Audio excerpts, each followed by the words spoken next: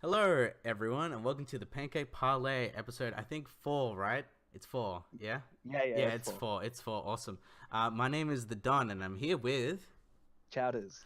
a. How's it going, everyone? Yeah, yeah. How's it going, everyone? Just talk to your phone and your MP3 player, and we'll hear back from you. Not really. So yeah, we're just gonna have a general talk. We're gonna be talking about a few things this week and what's been happening in the news, especially DCEU news. Chowders, what have you been doing? You've been doing much? Just chilling? I smashed the last couple of episodes of Westworld, Mm-hmm. so I've officially finished watching that. Well, how do you feel? How Um, do you feel? Because that is, yeah, a lot uh, to like unpack here.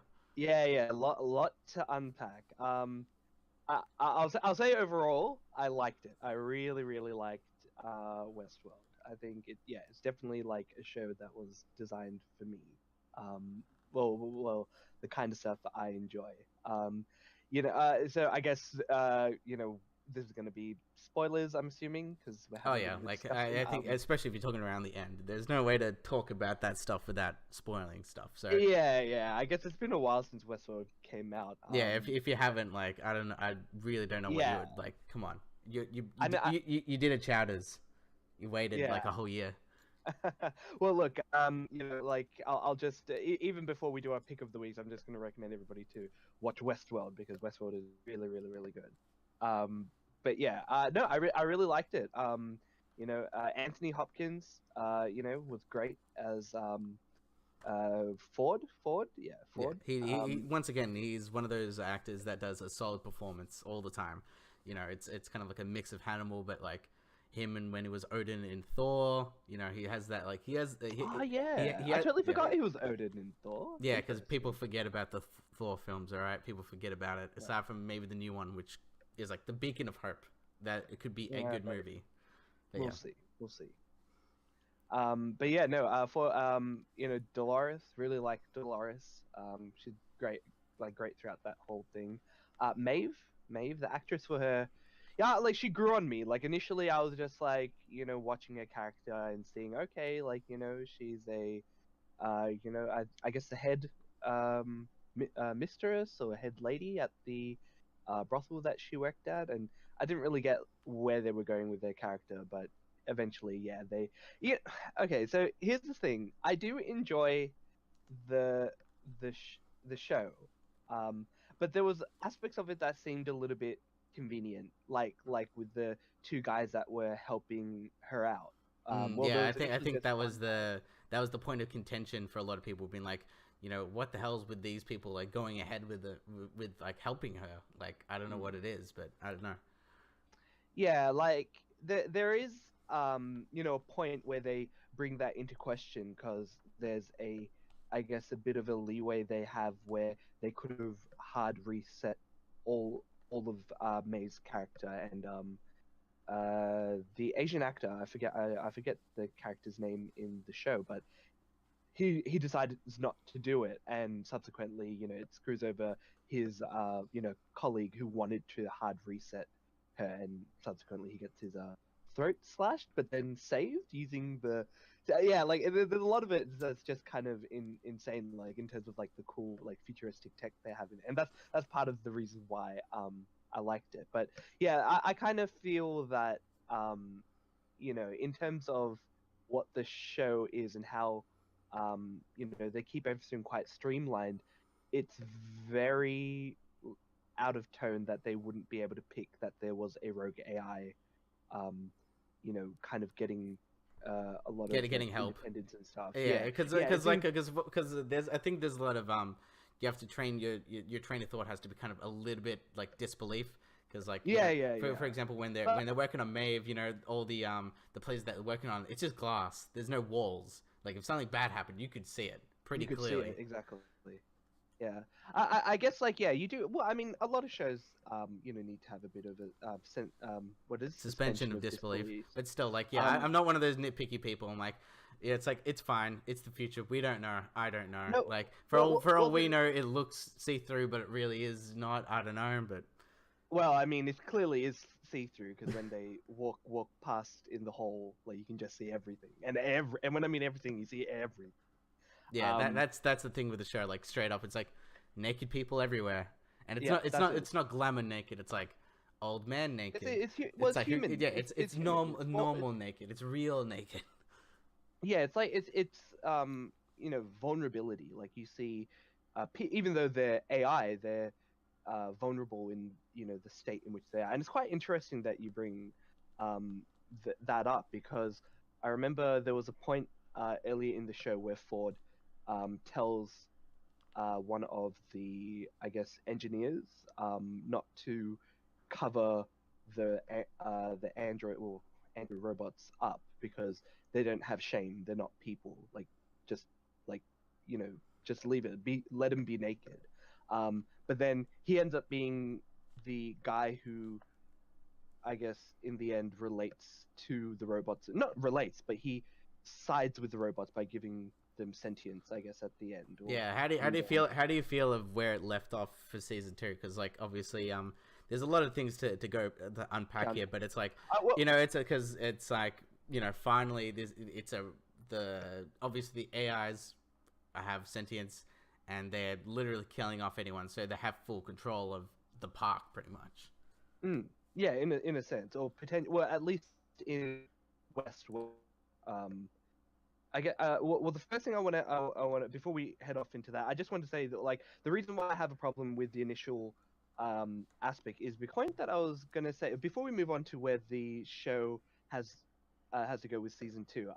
I just wanted to just end with I just found that the characters that helped Maeve escape kind of seemed pretty uh it seemed pretty unrealistic, given the tone of the show was that it's very, very micromanaged, and everything's very secure. And they do things like, oh well, we'll slide this toggle down, and now we have no cameras, and now they don't know that I'm super intelligent. But it just doesn't seem like very, I don't know, believable. It took me out of suspense that they could get, like, one AI could get away with it, and that these guys would just be following everything she said. But I think for the sake of moving the plot along, it's kind of what they had decided to do.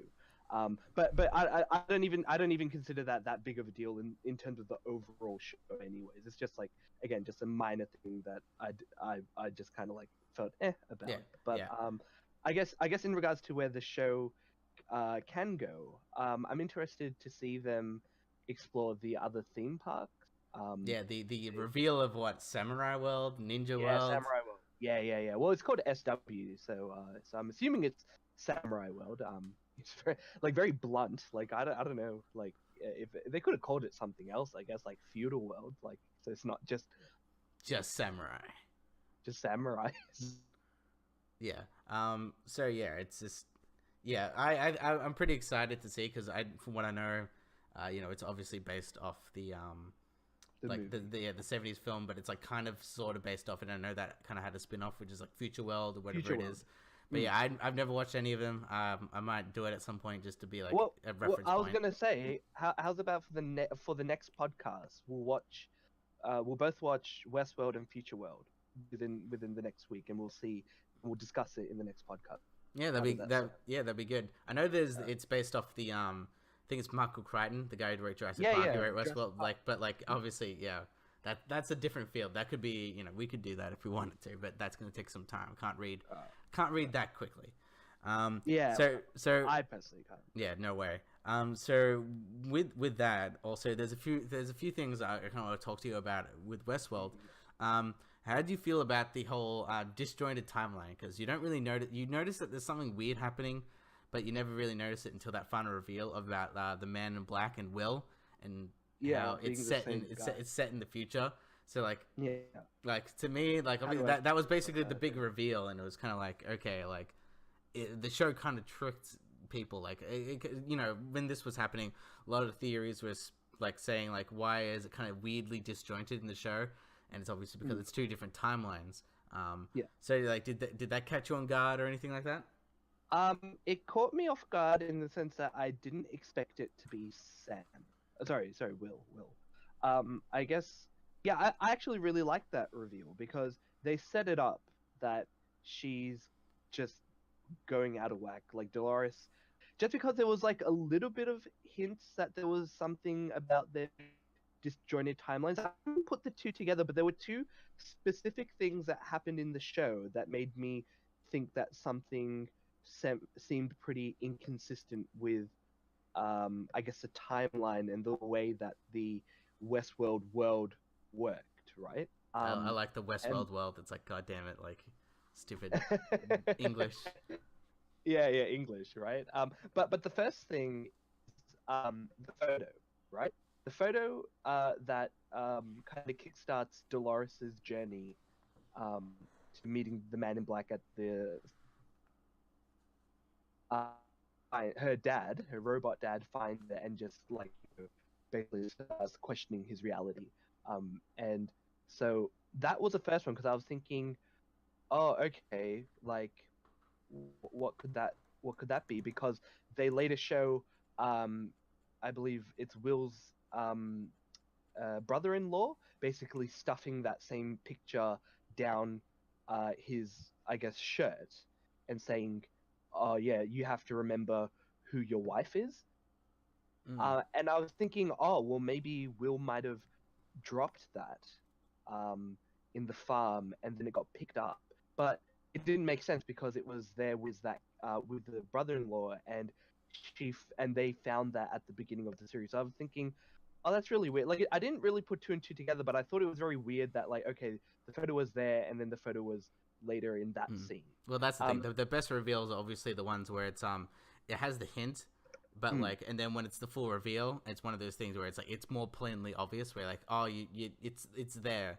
It reminds me of something like The Prestige, where like it tells you kind of the twist of that kind of film, like within the film, but it doesn't necessarily full on say it. But then yeah, when whatever the show happens, yeah, it happens. So like once again, it was telegraphed, but yeah, really well done. Yeah, so that was the one thing, and the second thing, and I don't know if because again, like I wasn't there when people were watching it at that stage, but the one thing that I personally felt seemed really weird was that when a character or when a robot character dies, when the new day starts, they basically return back to the role in which they were in. Like if Dolores dies, she's back waking up in her farmhouse, right? There was a scene where the Man in Black finds uh, I forget the Dolores's love interest. I forget his name. Yeah, the Um, Sean, not the Sean Astin dude, but the guy who was Cyclops, James Marsden. That's his real life name. I don't know what his James name. Marsden. Yeah, yeah. So his character, The Colonel um, guy. Yeah. Colonel guy, yeah, he basically gets found by the Man in Black because Wyatt or Wyatt's crew had captured him and basically him up on a cactus, I believe, and he was just like on the verge of dying, and the Man in Black basically collected him and filled him up with like another character's blood to keep him alive and stuff like that. So you know, so that was one thing. But then in the very next scene, or they're with William, his brother-in-law, and Dolores, and that very same cowboy is there, and he's fine. And one of the colonel, I'm just going to call him the colonel for the lack of The Colonel. knowing his name. They find, the Man in Black finds him on a cactus, and then there was another one traveling with Will because they collected the bounty on, I guess, one of the the Southerners, the Confederates. And then the brother-in-law shoots the colonel, and so he's dead there. But then there was one that they showed traveling with the Man in Black. So it kind of seemed like what would have happened in terms of how the Westworld, theme park worked was they would have waited for the robot to die, and then they would get him, replace him with a new one, and flush him back in the next day. But instead, they showed that there was another one there with Will, and then there was another one there with the Man in Black. And so it makes sense that there are two timelines, and that explains why they were there. But I guess at the same time, it's something to throw off the viewer in terms of oh, how does this world really work? Yeah. Oh, But by the way, his name's Teddy. Just yeah. Teddy, yeah. Oh yes, Teddy. So Teddy. So the thing is, like, yeah. So Teddy was shown twice, and I thought, oh, maybe that seemed pretty odd in terms of how the the theme park ran.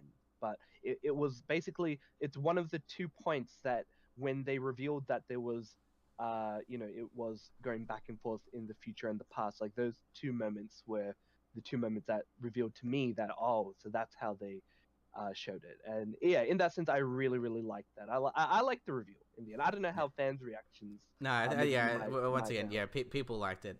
The only thing really I can think about that we can really there actually is quite a lot of to talk about the whole thing of like Anthony Hopkins' character and like Bernard and all that type of stuff. Oh, But I have one thing to say about Bernard. yeah, But go ahead, Bernard. Like what's going on? so I like the reveal that Bernard's character was a robot.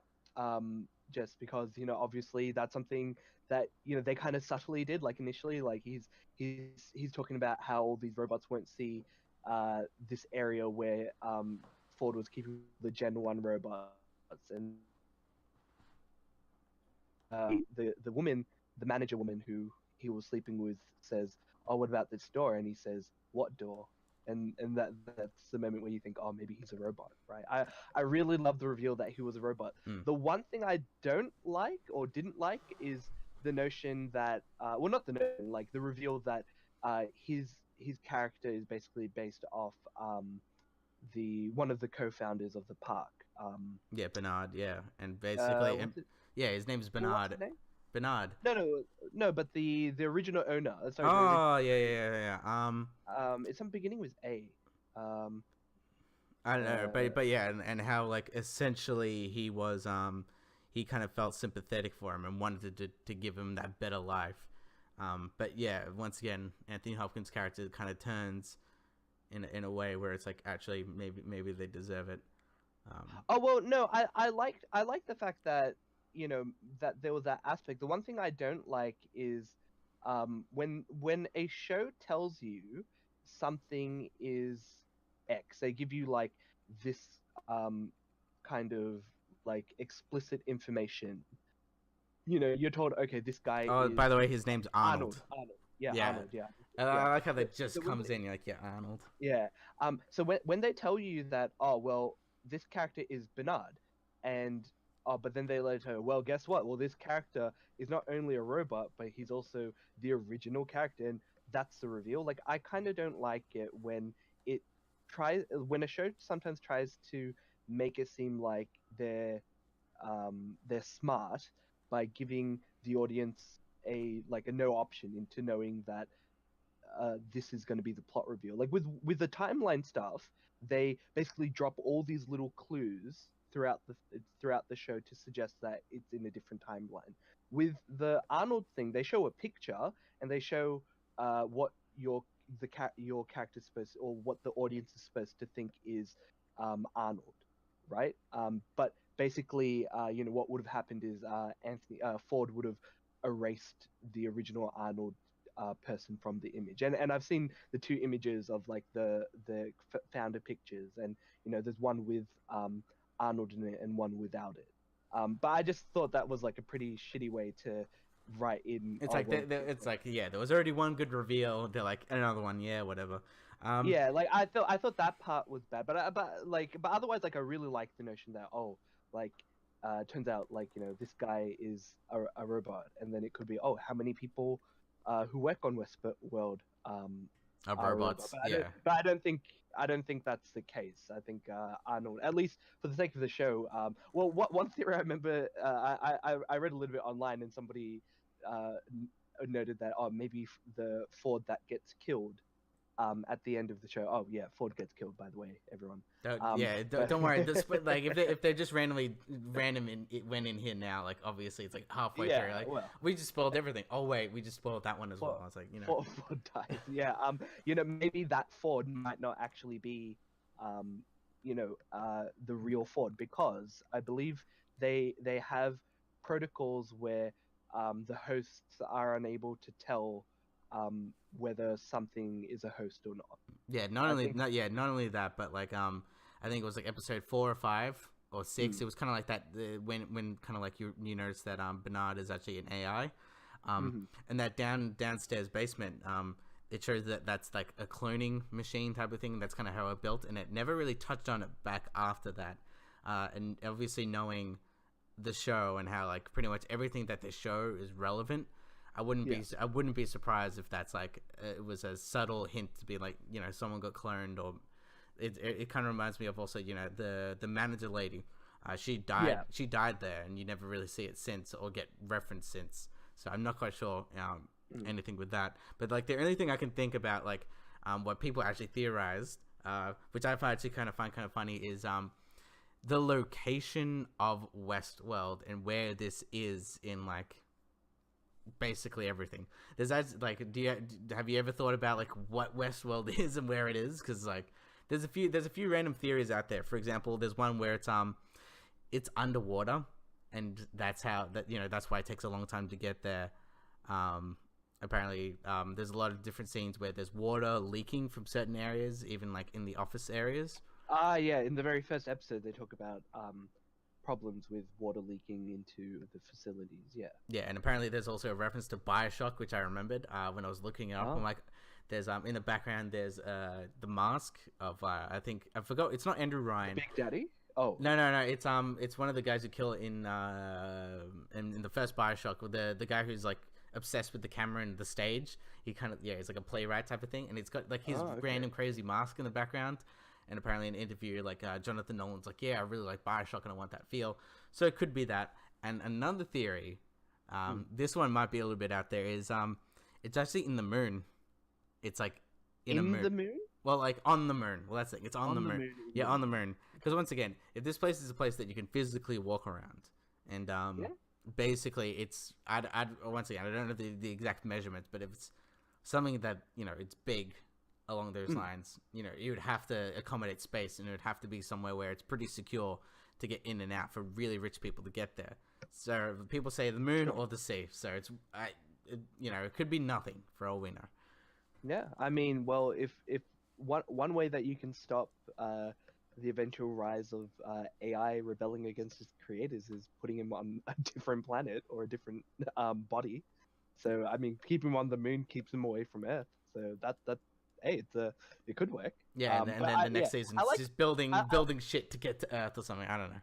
Yeah, who knows? But I think I like the notion of it being underwater. I think that's a very valid, you know, theory, just because of, as you said, with the leaking in water, because it seems like a really random, I guess, detail to put in there. Like, why would you put that in there? Once again, I wouldn't put it past them to really, like, once again, it's Jonathan Nolan. It's Christopher Nolan's like brother. And So his wife, right? I think so, yeah. And so yeah, like with a lot of Nolan films, like everything that's kind of put in there is put in there for a reason. So once again, I would not be surprised if that was something that was a subtle, like, hey, and it's like in the first episode. A lot, like, I think if you rewatch the first episode, knowing what you know now, it's one of those things where it's like, man, it's all telegraphed. You just were dumb for because you didn't know the information straight up. So you've been doing anything else aside from Westworld, or is Westworld like that was your binge watching? That was my binge watching. Also, just for one note, I just read this because I was looking up Bernard Lowe. Apparently, Arnold Weber is an anagram for Bernard Lowe.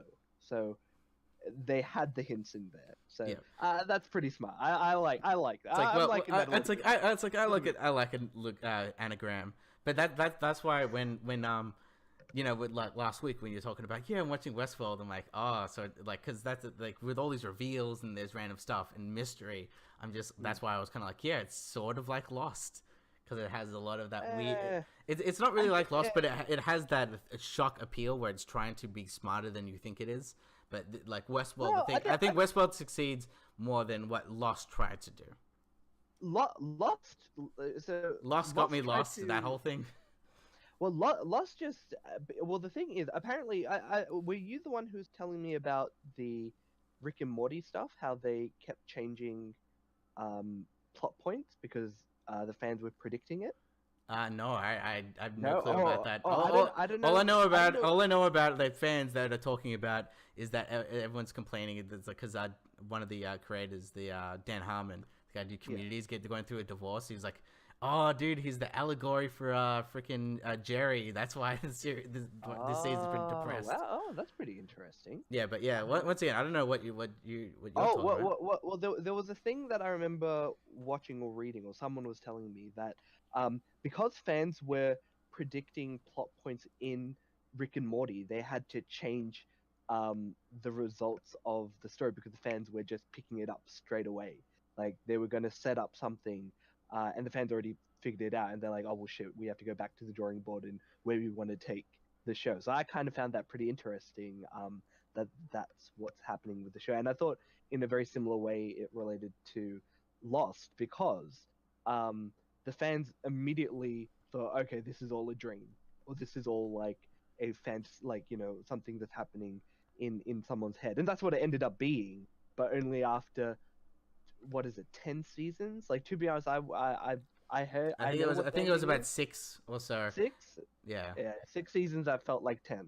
The moment that they found the hatch and the hatch was full of food, I knew it was going to run for another like million seasons. Yeah, I just wish. you get that point with a few TV shows where it happens actually a lot with a lot of anime, especially if you started off kind of from the start, where you're like, oh, it has this very good setup and there is no end in sight. Something like One Piece, where it's like it has it has that whole setup of like finding. I don't know. I don't really watch that much One Piece. I know you do, but it's the finding the treasure thing or whatever. I don't know if they're still doing, but that Still doing it, yeah. yeah, but Well, that's to what I'm be saying. Like it's a conceit of like, but you're like, either you try to get to that payoff one day, obviously when it's gonna end, or you realize, oh, this is gonna be running for a while now. yeah, well, this is the thing.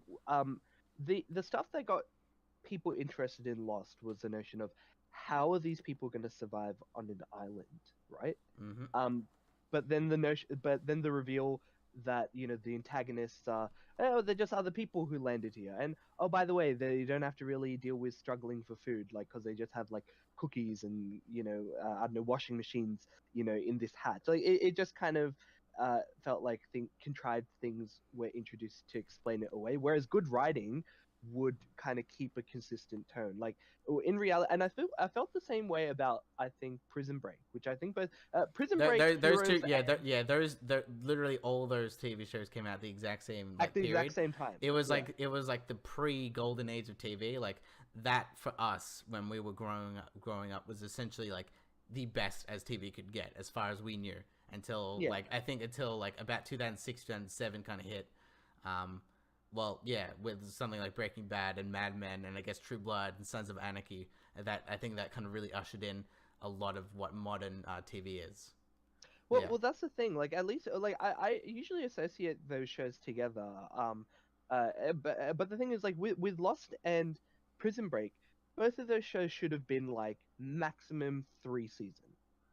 And nothing further. Because the thing with Prison Break, it was how they escape, and then maybe the second season is On them on the yeah, run, they're on the run. and Yeah. then the last season is trying to find the organization that was originally kind of Got them there. Like yeah, that's well, like I don't remember, but I remember there was some sort of detail where it's like they weren't meant to be there. well, the thing is, the whole basis was that the main character's brother was falsely accused of assassinating the president, and because he didn't actually do it, and that's Man, why. did you watch Prison Break recently or something? Because you know it really well. Oh no, I watched it ages ago. But like that's the whole basis for why they went to prison and why Michael Schofield, I still remember the main character's Man, name. you must have Goes, really been a big fan. Like I was a fan, but like you remember everything. like well, I watched it up until like this. I think it was the second or there was one season where they ended up in Peru, and I was just like, no, I'm not gonna do this. I'm like because it's like they're either gonna end the show or they're gonna end up in another prison, and Which they did. I was just like, no, no. I was like, no, I'm out. So I stopped watching it. And then I think the very last season was them breaking into somewhere. And now they've got like another season that's coming out. Or Yeah, has no, it already come yeah, I out? think it just came out like earlier this year, where it was like a redo of Prison Break. But Was it yeah, a redo? I thought it was a no, continuation. it's a continuation, but I'm just saying that it's like a weird reboot, kind of Yeah, like it's weird. kind of like Twin Peaks, which I'll be talking about in a second. I just wanted to Oh, touch okay. on what I wanted to touch up on with freaking what were we talking about? Prison Break. Lost. No, Lost, Prison Break. Lost. Oh, Yeah, yeah. like Lost. It had its moments in its time. Okay. Yeah, like Prison. Yeah. I just don't think it ended well because the writers kind of didn't know how to conclude it after people figured it out, and therefore the reveal at the end wasn't as impactful. Because I don't think the vast majority of people who watched it think it ended like well. Like it was an ending that wrapped it up, but I don't think people were satisfied with the ending. And I think just because the show ran for 6 years, like 6 years of people wanting to find out like what it all means, and there were some pretty cool things that they did. Like they I think it was like they were going back and forward between like timelines for one season, Yeah, the whole as thing. well. Yeah. Yeah, they had like a bunch of potentially interesting things, but I just see it all. We gotta go back to the island, Kate. Whatever. Yeah. Yeah, but like, I'm glad I didn't any more time into that show than I already had. Maybe I have to watch it all, but like it is kind of bad when you need to say, well, you need to watch all 6 seasons to appreciate something, right? Yeah, it's the investment thing, especially now since like entertainment's at your fingertips, especially with something like Netflix and things like that, and everyone has that water cooler effect where you're talking to something. Like I'm surprised that not many people maybe would have seen Westworld like you, for example, because I think a lot of people did. But yeah, it's like to have that investment where it's like, okay, it gets really good in the third season. That's why a lot of the a lot of stuff does have to hook you within, not in the first season, but like within the first like 1 to 2 episodes. That's why a TV show that I heard was actually really good, but I could not get into it. I couldn't even pass the first episode. Is Outlander. It's like, from what I heard, it's something got to do with time travel. It sounds good, but like I just could not get through the first episode. I'm like, I'm sorry, I can't do it. So what's I haven't heard of this show. So what's it about? Right, I'm gonna search it up because I don't know, because I watched that. Because you didn't watch it. No, I watched the first episode, but I was still so confused. Right. Okay. Like I know it's it has time travel elements, and it's followed this girl, right? I'll do the Wikipedia. What does the IMDb Wikipedia say? Like they usually give you a good summary of what it's about. Okay. Yeah. I mean, yeah. Okay, here we go. An English combat nurse from 1945 is mysteriously swept back in time to 1743. So like it's a girl from the 1940s, time traveling back to the 1700s. Currently there's 4 seasons. And I don't know, I heard it's good. It's got an 8.5 on IMDb, so that's like good quality stuff. But for some reason, I just that first episode really turned me off, and I can't do it. I mean, yeah. Well, look, with a lot of shows, sometimes the first episodes can be quite shaky. So either they hit the ground running, or it's they're kind of stumbling. So maybe it gets better as the season goes. Because I think there are a few shows. Yeah, like something like Arrow, for example, is one of those things. Oh where it's yeah, like, that's a great example. That's like Supergirl as well. I don't think Supergirl had a very good start either, but it found its footing. Arrow in particular, yeah, again, it was just like I don't know, emo Batman who killed people, but then eventually got its tone. And second season is still the best season for a reason. Yeah, well, that's the thing. It's I think a lot of TV shows need that 2-season breather to really find what their stride is, and like what do fans like and things like that. Because like, and there are some TV shows that, for example, get cancelled just for no reason at all for the first season. Like everyone points to Firefly as the main obvious one. But that kind of turns into what I've been watching. I've actually been watching a show that's called Freaks and Geeks. I heard a lot about this. Everyone just like a lot of people talk about it, but like, I think it's got that really weird underground niche to it. So it's a like 1999 2000 TV show that ran for 1 season. So I'm like, okay, I'll blow through it easily. So it's basically, it's set in the 80s, like very late, like early 1980s, late 1970s.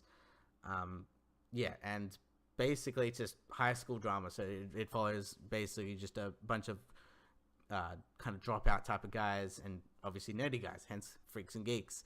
And yeah, it's really funny show. It's a really nice show. It feels pretty modern still, especially for something that was made about 17 years ago. And basically, if you're into modern comedy like now, Freaks and Geeks is one of those. It's the show that basically kick-started a lot of actors careers, modern careers. I'm trying to. I'll go on IMDb. Yeah, And I'm looking it up now. James Franco, Seth Rogen, to the oh, Jason Segel. Yeah, it's just a lot of people. There's even Ben Stiller for one episode. Like there is a lot of like comedic talent. Like there's like, and even like one-offs where it's I forgot her name, Rashida Jones, and that Lizzie Kaplan chick from Masters of Sex, and a few other things. Like there's a lot of like random things like, whoa man, I know you. And I think even Oscar Isaac, like the Poe Dameron from freaking Force Awakens, he's in there for one episode. So a lot of like modern actors who who were basically just on this TV show, and they kind of moved on. It's actually really funny, kind of how that works. I love kind of going back to like old TV or movie, and then you're like, oh my god, this is like before you were famous. Like I met Giancarlo Esposito. He played oh man, I forgot his name, but he played the bad guy in Breaking Bad, in like season 3, season 4. And I met him, and I rewatched The Usual Suspects. Yep. Yeah, and he's the detective in that film. And I'm like, holy shit! Like that movie came out like 1996, 1999, and like Breaking Bad came out like when you were on. It was about 2008, 2009. So like for him to hit that stride, like way later, like 10 years on, 10 years on is actually, it's kind of funny to see that. Yeah, it is weird. Like like sometimes like you just need one thing to make like someone who's usually just like a regular actor or maybe a side character just become really big. I know it's definitely something that happens in the music industry quite a lot. Like there will be maybe someone who's been, maybe making music for, a decade, and then all of a sudden they make one album that's just really well loved by, uh, you know, like critics, and then it just like shoots them into mainstream popularity. And so I wouldn't be surprised if it's like that, for these kind of actors as well. I haven't heard of the show, but it sounds interesting. Yeah, once again, it's one season. I'm just like, because I actually wrote down a list of like, because right now currently all the modern TV at the current moment is either ending or like the season's ending, and I've kind of got that kind of break. So I'm like, I wrote down a list of kind of things that have been like, what has like 1 to 2 seasons that is something you can watch really quickly, and it's once again one season, 18 episodes, goes by really quickly. So yeah, I if you like your modern comedy, yeah, definitely give Freaks and Geeks a look at. Aside from that, I've actually been reading some comic books, and that would actually be Preacher, because I'm watching the TV show. I like the look of it and the feel of it, so I'm like, I might as well read Preacher. It reads like it's from the 90s, and it reads like a 90s comic, but it's really quick. It reminds me of when I started to read Walking Dead. I bought one of those big compendium books, and that's got about 45 volumes issues on there, and I read that like really quickly. And Preacher's kind of the same, where in total I think there's about 75, 76 issues in total, and I'm pretty much halfway through it already. So oh yeah, smashing it. Yeah, so like once again, if you're into the TV show, definitely give it a read. Even just give the comic book a read. Just get like the first 3 issues and see if you like it. But yeah, it's a solid comic book. I can't believe I missed it, but hey, like once again, I was pretty much a little. Well, I mean, I was a little kid in the 90s. Well, I was gonna say I haven't I saw Preacher, the TV show, but I haven't watched it. Just because I don't know. There's there's nothing like okay. So convince me to watch Preacher. or Um, if it's worth watching. yeah. Tell. Well, that's the thing. Give me whether it's worth watching. To give you the pitch. Give Okay. me the pitch. So here, okay. So there's a little bit of like some weird stuff going on because where the comic book is, it starts kind of where season 2 is, like pretty much straight up. And that's why a lot of diehard comic book fans actually really hate the Preacher at the current moment, and the first season of Preacher, because the first season of Preacher is not necessarily it's non-existent in the comic books. So it's kind of like a prequel. It starts as prequel, but then season 2 really, because that's the thing, the comic book, and even if you really wanted, you could start, if you really wanted in season 2 of Preacher, which is essentially the comic book and the TV show is a road trip of a preacher, his ex-girlfriend who's into crime, and a vampire go on a road trip to find God. And it's a weird premise, but it's like, that's the thing. It's like, okay, for the simple plot of the premise is that God's found missing. He's left heaven. No one knows what happened to him. The angels are just like, where did God go? He just disappeared. So essentially it's you kind of see like this duality of these angels being like, what do we do? How do we run this thing? Let's try to do something like that. And then you've got Jesse Custer, which is the preacher. He gets the voice called Genesis. It's a power where he can control basically anyone to do what he wants, because he has, it's called Genesis, the voice of God. So if he says sit down, you'll sit down, etc. And there's a lot of, and you meet a lot of weird, random kooky characters like you would on a road trip. So essentially it's this bunch of kooky characters meeting other kooky characters to find God. It's weird, and you have to, I think yeah, the TV show has a slight different tone to the comic book. Obviously it depends, like if you want to at least see the source material, just experiment on both and see which one you like better, because I like the TV show Preacher, I like the comic book Preacher. Slightly two different tones. Okay. So, yeah, because like even the TV show is like co-created and like written by Seth Rogen. Okay. Yeah, because he's actually apparently a really big Preacher fan, and he really wanted to bring it out there. So he's expanded into that, and he's doing a good job for it. So yeah, definitely check out Preacher and see that.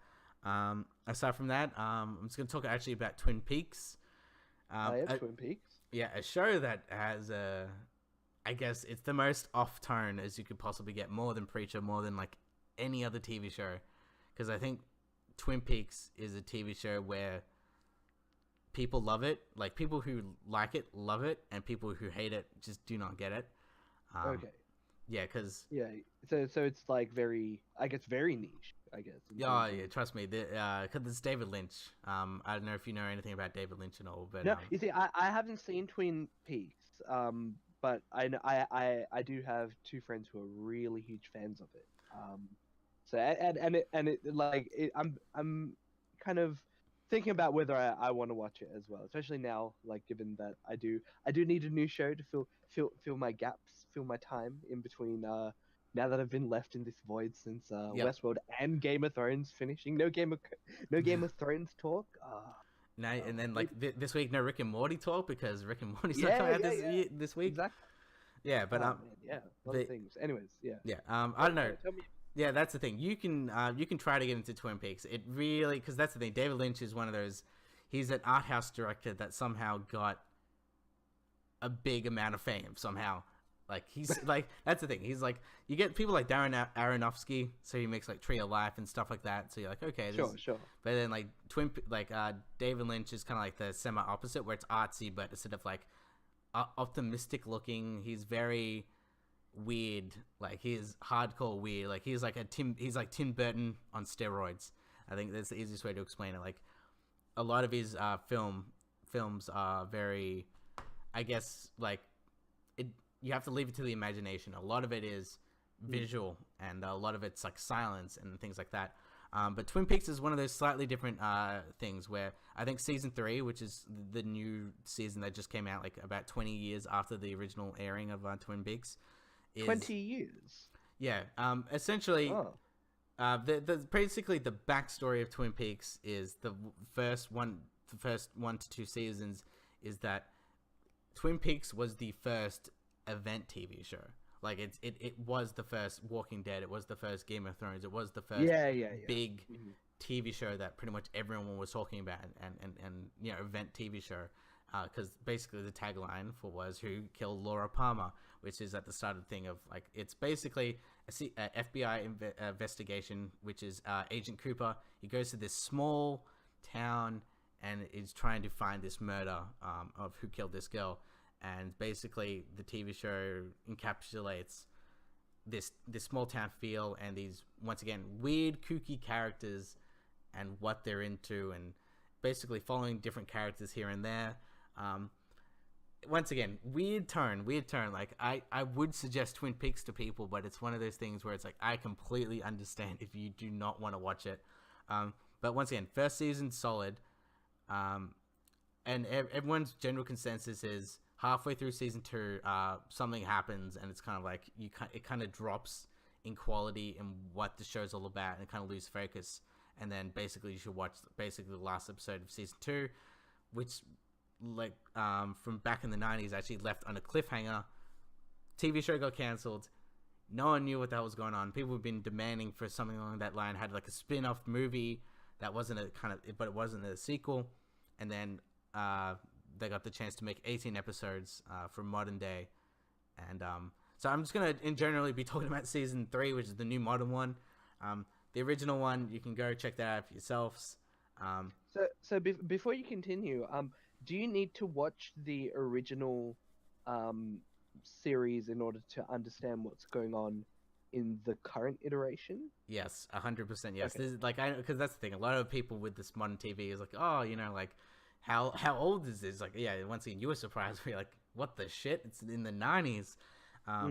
Yeah, so you do have to have that background. Once again, even then, Twin Peaks is one of those shows more than Westworld or Lost is confusing as fuck, and it does not give you the answers. Right. General theory, consensus of what, because that's the thing. From what I gave you was the normal spiel of a FBI agent trying to solve a murder in a small town. But it's really quirky, really weird. But there's so many weird things that happen, and the easiest way there's literally fan sites dedicated to dissecting the whole show and everything.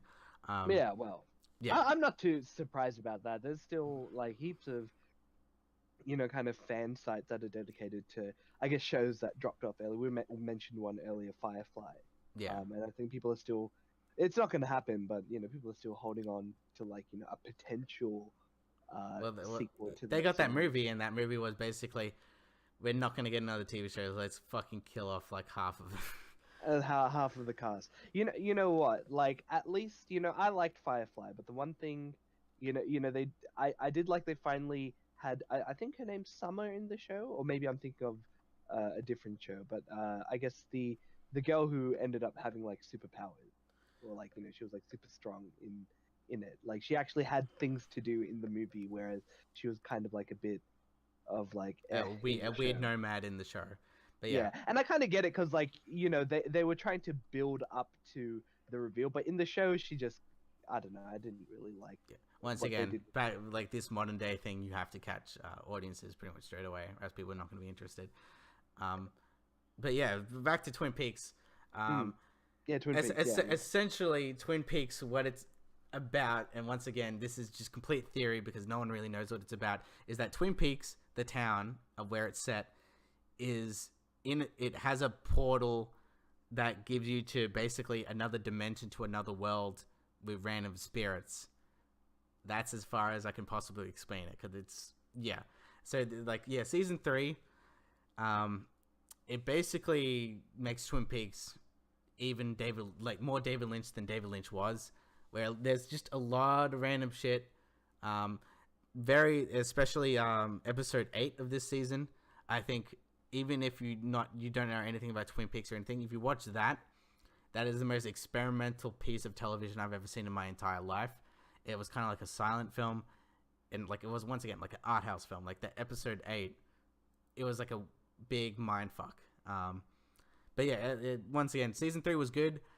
I felt like it was a little bit slow, because there's the Agent Cooper character. He's kind of like the story is he doesn't really know who he is, and it took it a very long time for him to understand like who he was before he got brainwashed and things like that. But once again, it just finished. It's once again really hard show to talk about, but I liked it, and I don't know if there's gonna be any more. I felt like the TV show is setting up to be more, but I don't know. I don't know. I think this was basically a big one-off. So once again, Twin Peaks, I would suggest it.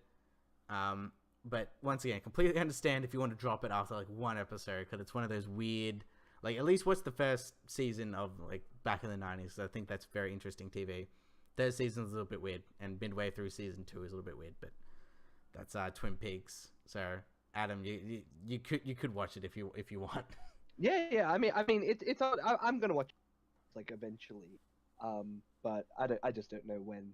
It's on my list. There's so much old shows that I still need to watch. Like I was watching X-Files, but I've kind of stopped watching that as well. Well, why did you? Because that's the thing. From what I heard, is like all the good writers dropped away from X-Files a few seasons in, didn't they? Yeah, they did. I really like X-Files, but I think because it was just like an episode that felt more like filler. That they were dealing with like random stuff. Like I think a show that often is compared to X-Files is Fringe. I don't know if you ever watch Fringe. Yeah, I watch Fringe. Yeah, I love J.J. Abrams all over there. Yep. And like unlike Lost, I really liked Fringe. But yeah, like I think it's quite comparable because they are it's like instead of a science team investigating weird occurrences, it was two FBI agents that investigated things. And there are some really good episodes in the first, like they talk about it in the very first season where the entire show. This isn't much of a spoiler because I think have you watched X-Files before, Don? I've watched basically like first 1 to 2 seasons. Like I didn't really get much into it, but honestly, man, statute of limitations, I'm pretty fine with the spoiler. Like I think there was a report about the whole like thing of watching knowing the spoiler or something, and then watching it versus not knowing the spoiler. And I think some people liked the movie more when you knew the spoiler. So yeah. Well, yeah. Some shows you get a lot more out of by watching it again after knowing twist. Like it'll be interesting if I do end up watching Westworld again, like to prep because that's the thing. I like, but like, yeah, especially for me and a lot of other people, it's been like it's fresh in your memory. For my memory, it is basically it's there sort of. So like I probably need that refresh because I don't remember like the finer points. But yeah, X-Files. Tell me that spoiler. Tell me that spoiler. Well, the spoiler is that turns out aliens exist, right? Like that's my spoiler. Holy shit! Yeah, I know, but I know. But I guess at the beginning of the show, Dana Scully and I actually forget the main characters, or the other main character's name in it. But David Duchovny's character, and FBI. basically, I forget his name. I'm gonna look it up. But it just reminds me of that the Simpsons episode when they're when when they find Mr. Burns. No, I give you peace. It's like no, it's giving us peace, and it's so killing. Good. There's some Fox Mulder. That's Fox Mulder. And basically like Fox comes off as a bit of a conspiracy theorist. Like he's just always kind of believing the uncertain things that are out there. But the big thing that happens in I guess the finale of first season is they actually find a alien embryo, and it kind of confirms the whole thing that aliens do actually exist, and that there is a government conspiracy behind it. Because that's the kind of cool part with X-Files is that you have Mulder being the person driving the investigation into all the kind of creepy stuff happening in America, I guess, and Scully is kind of the logical one who's there to kind of be the board for Mulder to bounce off. Yeah, because that's the thing. she's Once again, that was I'm pretty sure that was the basis of the show, like where it's like the skepticist versus the realist,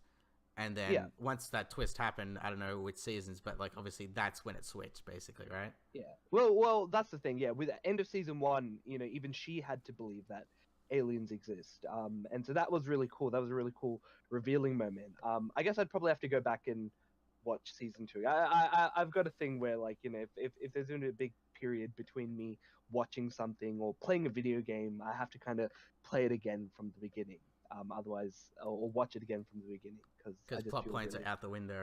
Yeah. I did it with, I think, Batman Arkham Asylum. I got all the way up to fighting. I think it was like the second last fight before you fight Joker at the end. I Um, don't remember. It was and such a long time ago. yeah, well, you fight Joker at the end, and there's like a fight where you have to fight a couple of.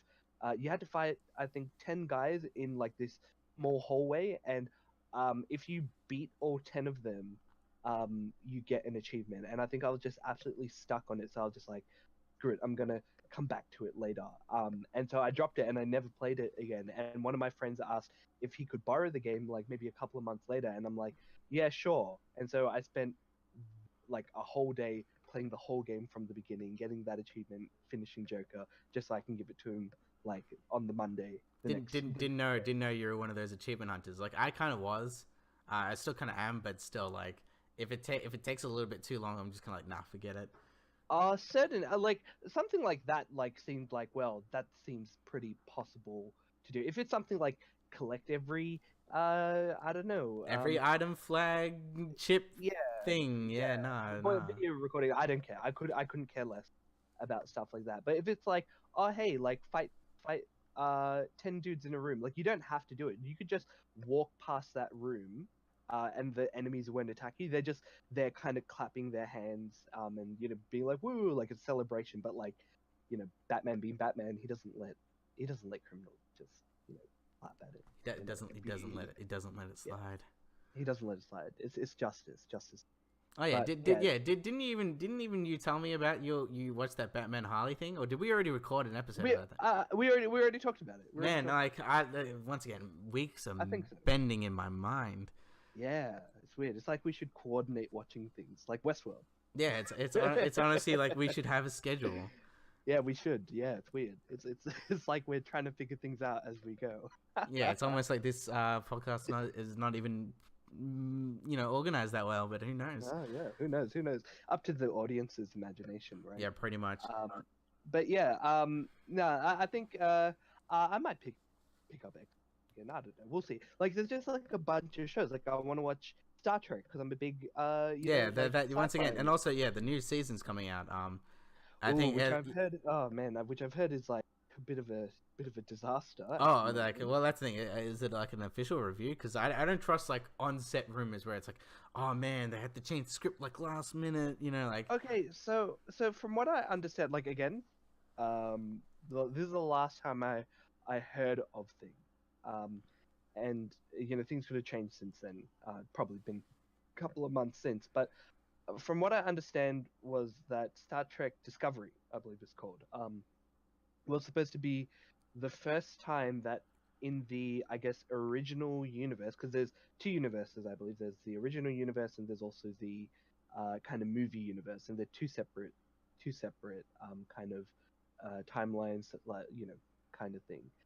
And Discovery was supposed to be set in the original universe, and it was going to be the first thing that adds something new to the canon since, I don't know, the last Deep Space Nine. Is that the last one? I could be wrong, but I think I'm pretty sure. Yeah. Once again, that's like the one weak point of my geek stuff is the Star Treks. Star Trek. Well, I and Doctor Who. Those two things are just for some those things are not my thing. Yeah, Doctor Who. I'm not a fan of Doctor Who either. But now this is the thing. I want to get into Star Trek by watching it. And I watch here and there. Like I remember, on TV, they were showing like random episodes, and I'm like, I could totally get into it. And one of my colleagues at work really loves Star Trek because she grew up with I think not the original, or maybe it was. No, it's not the Yeah, original. it's probably It's not the the original because that was really old. I think um, it's like the new yeah, generation, New probably. Gen. Yeah, I think she grew up with New Gen, and so she loves like both of those kind of series. But yeah, so I want to really get on. So that's like another series that I want to get onto, but there's just there's so many episodes. But I think it'll be worth it. Like I want to watch it from the original series and forward. But yeah, like with Star Trek Discovery, like that's what it was originally going to be. It was going to be set as like new canon in the original universe, but now from what I understand is it's now set in the movie universe, um, and therefore people are quite up in arms about it because the movie universe is it's kind of like the way I see it is it's kind of like what the Marvel Ultimate Universe is to the mainstream Marvel comic universe. Well, that's the thing. Yeah, Um, the I think from what I know is the Marvel movies are based off the Ultimates universe more or less. in a lot of ways because it's basically like the for those who don't know, like the mainstream comics are set in Marvel Universe 616.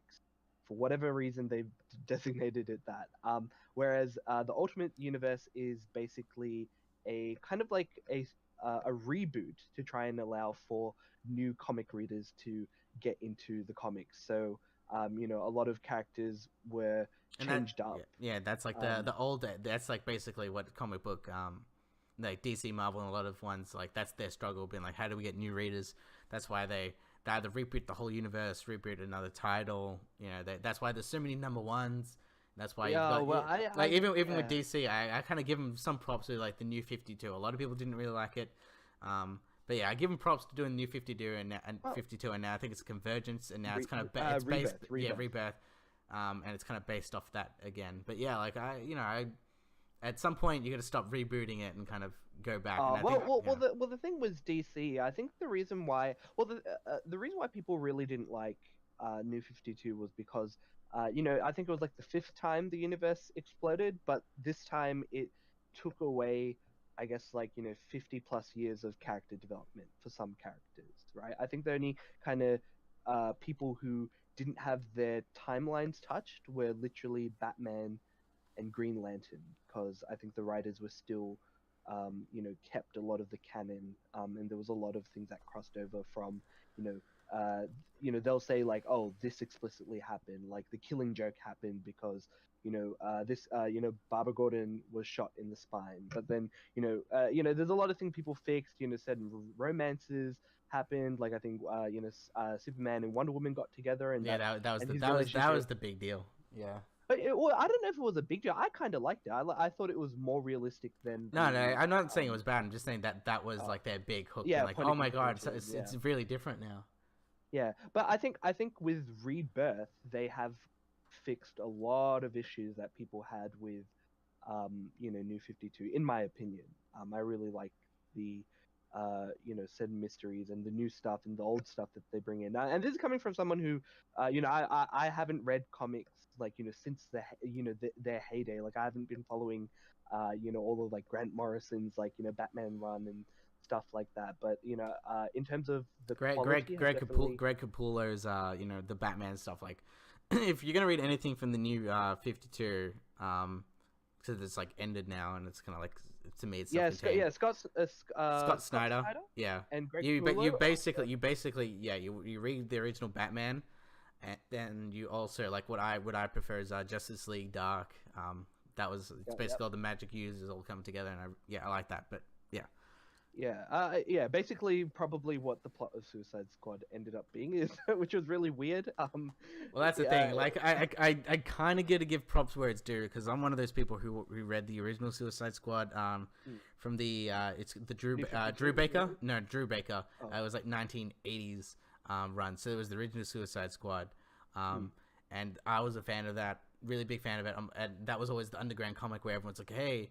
I'm gonna start comics. Where do I start? I'm like Suicide Squad because you tell them the premise of like it's a, it basically the original Suicide Squad was, like back in the day, a lot of DC just created characters for character's sake, and maybe they got villains that only appeared for like one comic in the 50s, for example, And essentially, the whole point was we're gonna permanently kill these characters out of the universe forever for good. So like, Yeah. but Yeah. and then That's but once again, I gotta give props to the new 52 Suicide Squad. It might be not the best Suicide Squad, but without Harley Quinn being introduced into the Suicide Squad, that movie would not have been made. And depending on how you feel about the film, you know, I'm glad that a Suicide Squad film is being made, was made, and there's Suicide Squad merchandise. Because as a fan of Suicide Squad, no matter what was, I'm really happy that existed, so we can get the merchandise. So actually, what was your opinion on them making Amanda Waller a sexy like character in the New 52 universe? Well, that's the thing. Yeah, like I'm assuming you bring out the backlash of like how it's supposed to be kind of, I wouldn't say fat, but like a chubby kind of curvy, sassy woman. Let's face it. She was fat. She was. I even think her character would be offended by you not probably calling her fat. She was known as the Wall for a reason, and I don't know. I didn't care too much, but yeah, I think, it's very valid. Yeah, it was a character trait, but yeah. I think overall in the actual. Ooh, you still there, dude? Yeah, I'm still there. I'm okay. listening. Oh, sorry. No. I was gonna say like there was a bit of a purpose in regards to why they kind of, I guess, made her skinny, because she was quite important in one of the initial crossover arcs in the New 52 comic lines. It was known as Trinity War. She was responsible in finding, I think, Pandora's box, in like ages ago, and having it, and she was in like, you know, one of the kind of secret teams, and so, you know, it's kind of, I guess there's a lot of, I think it's called contextual realism in making her more athletic looking, and more believable in getting away with being a rogue spy if she was, you know, more athletic instead of like a big wall. But that's the thing, like I forget how they fixed it in the Rebirth series, but she's back to being her her fail self. Yeah, but like I once again, I don't mind. Like I think a lot of, I guess, like you'd say nerdy hardcore comic book types, like, oh my god, you changed my source material, you know, this is why it's bad. Like I don't mind different interpretations, like, you know, that I'm fine with that. That's why that's why I'm one of those people who really like something like Man of Steel, where a lot of people don't like that purely on the basis that Superman killed a guy, killed a guy, or like, you know, certain things like that, like, where it's like, but I like having a change, you know. But that's the thing. I don't think that Superman killing someone is totally outside of his character in the film that they presented. Like, not in the sense that they even made that big of a different character. I just felt that in the Man of Steel movie, he was just a more younger, inexperienced version of the Superman we kind of know and love, and that he hasn't received that like hope aspect of it. But we'll see with the new movie that comes up, whether or not he'll be rocking the mullet. Wait. Isn't he dead? Oh my god. What are you saying? What are you saying? You know what? He's gonna come back? Like every single comic book theme? Because obviously no character's full on dead for good.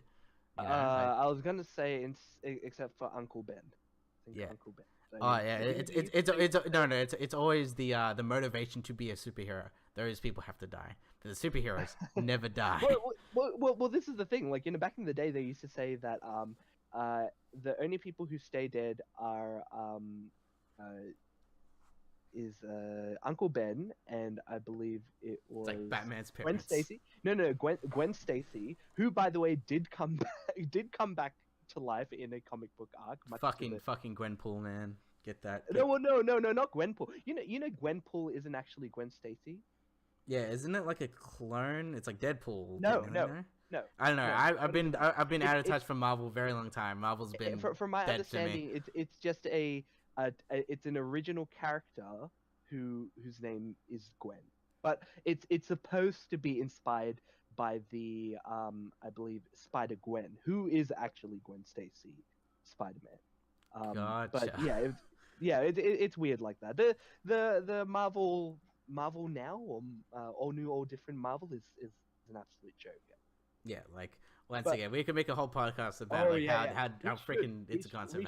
we should. Next major Marvel release, we should have a talk about the new comic books or how Marvel's running their comic books. But in regards to I think it was also Jason Todd was another one that they would say. So it used to be Uncle Ben, Jason Todd, and Gwen Stacy, and two of those three have come back to life in the Yeah. mainstream universes. Well, that's the thing. Originally, a lot of that stuff wasn't a joke because I think it really started with what is it?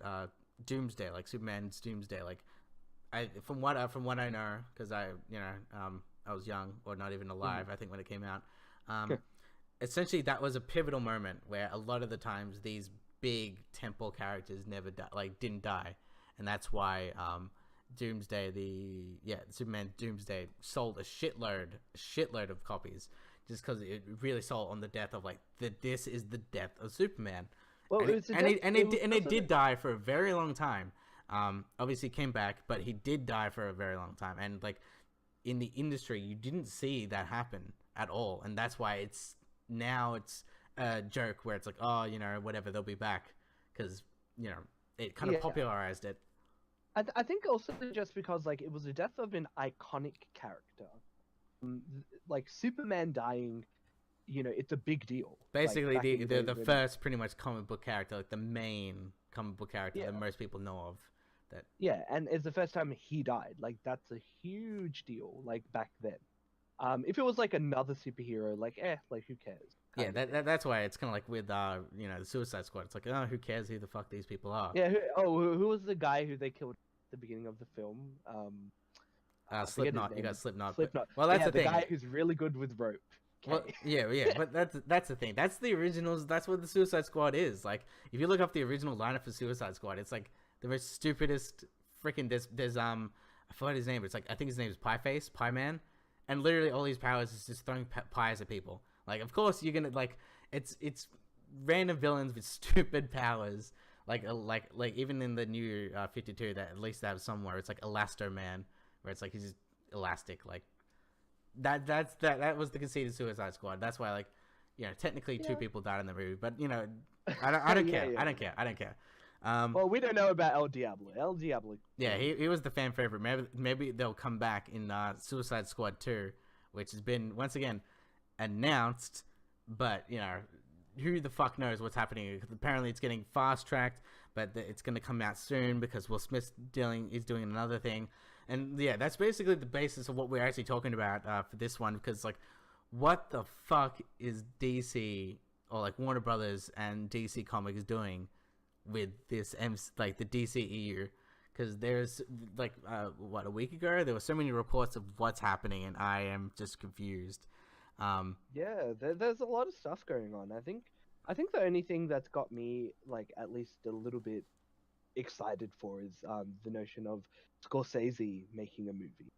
Well, that's the thing. It wasn't just. It's like he's producing it, which once again it's one of those weird words where it's like you could be as close to the project or as far away as the project you can. From what I know, in the industry, people produce things on purpose solely because they get a check. That it's actually a really easy way to make money. Apparently. I don't know about Scorsese. Has he produced any bad films? Or been a producer of many bad films? That's the thing. Not really. Someone really. Spielberg, for example, is he was a producer in freaking the Transformers films. There is a disconnect with some of them. But I think Scorsese, he is one of those directors who would put his input in and really take his time of where he puts his name. I think he is one of those people. But yeah, even then, the one from what I heard for the casting, they want Leonardo DiCaprio to be the Joker, and if that's not confusing enough, this is supposed to be an origin story of the Joker, which I feel is a bad idea. But on top of all this, it's outside of the DCEU universe apparently. So the what Snyderverse, the fuck, or whatever you want to call it. I mean it's interesting. I mean, again, so DC's playing catch up, and so they kind of have to do things that are a little bit outside the norm in order to kind of get people's attention. Like, I'm all for having what's known as, I guess, elseworlds, right? Like stories that Oh are yeah, independent absolutely, stories that absolutely.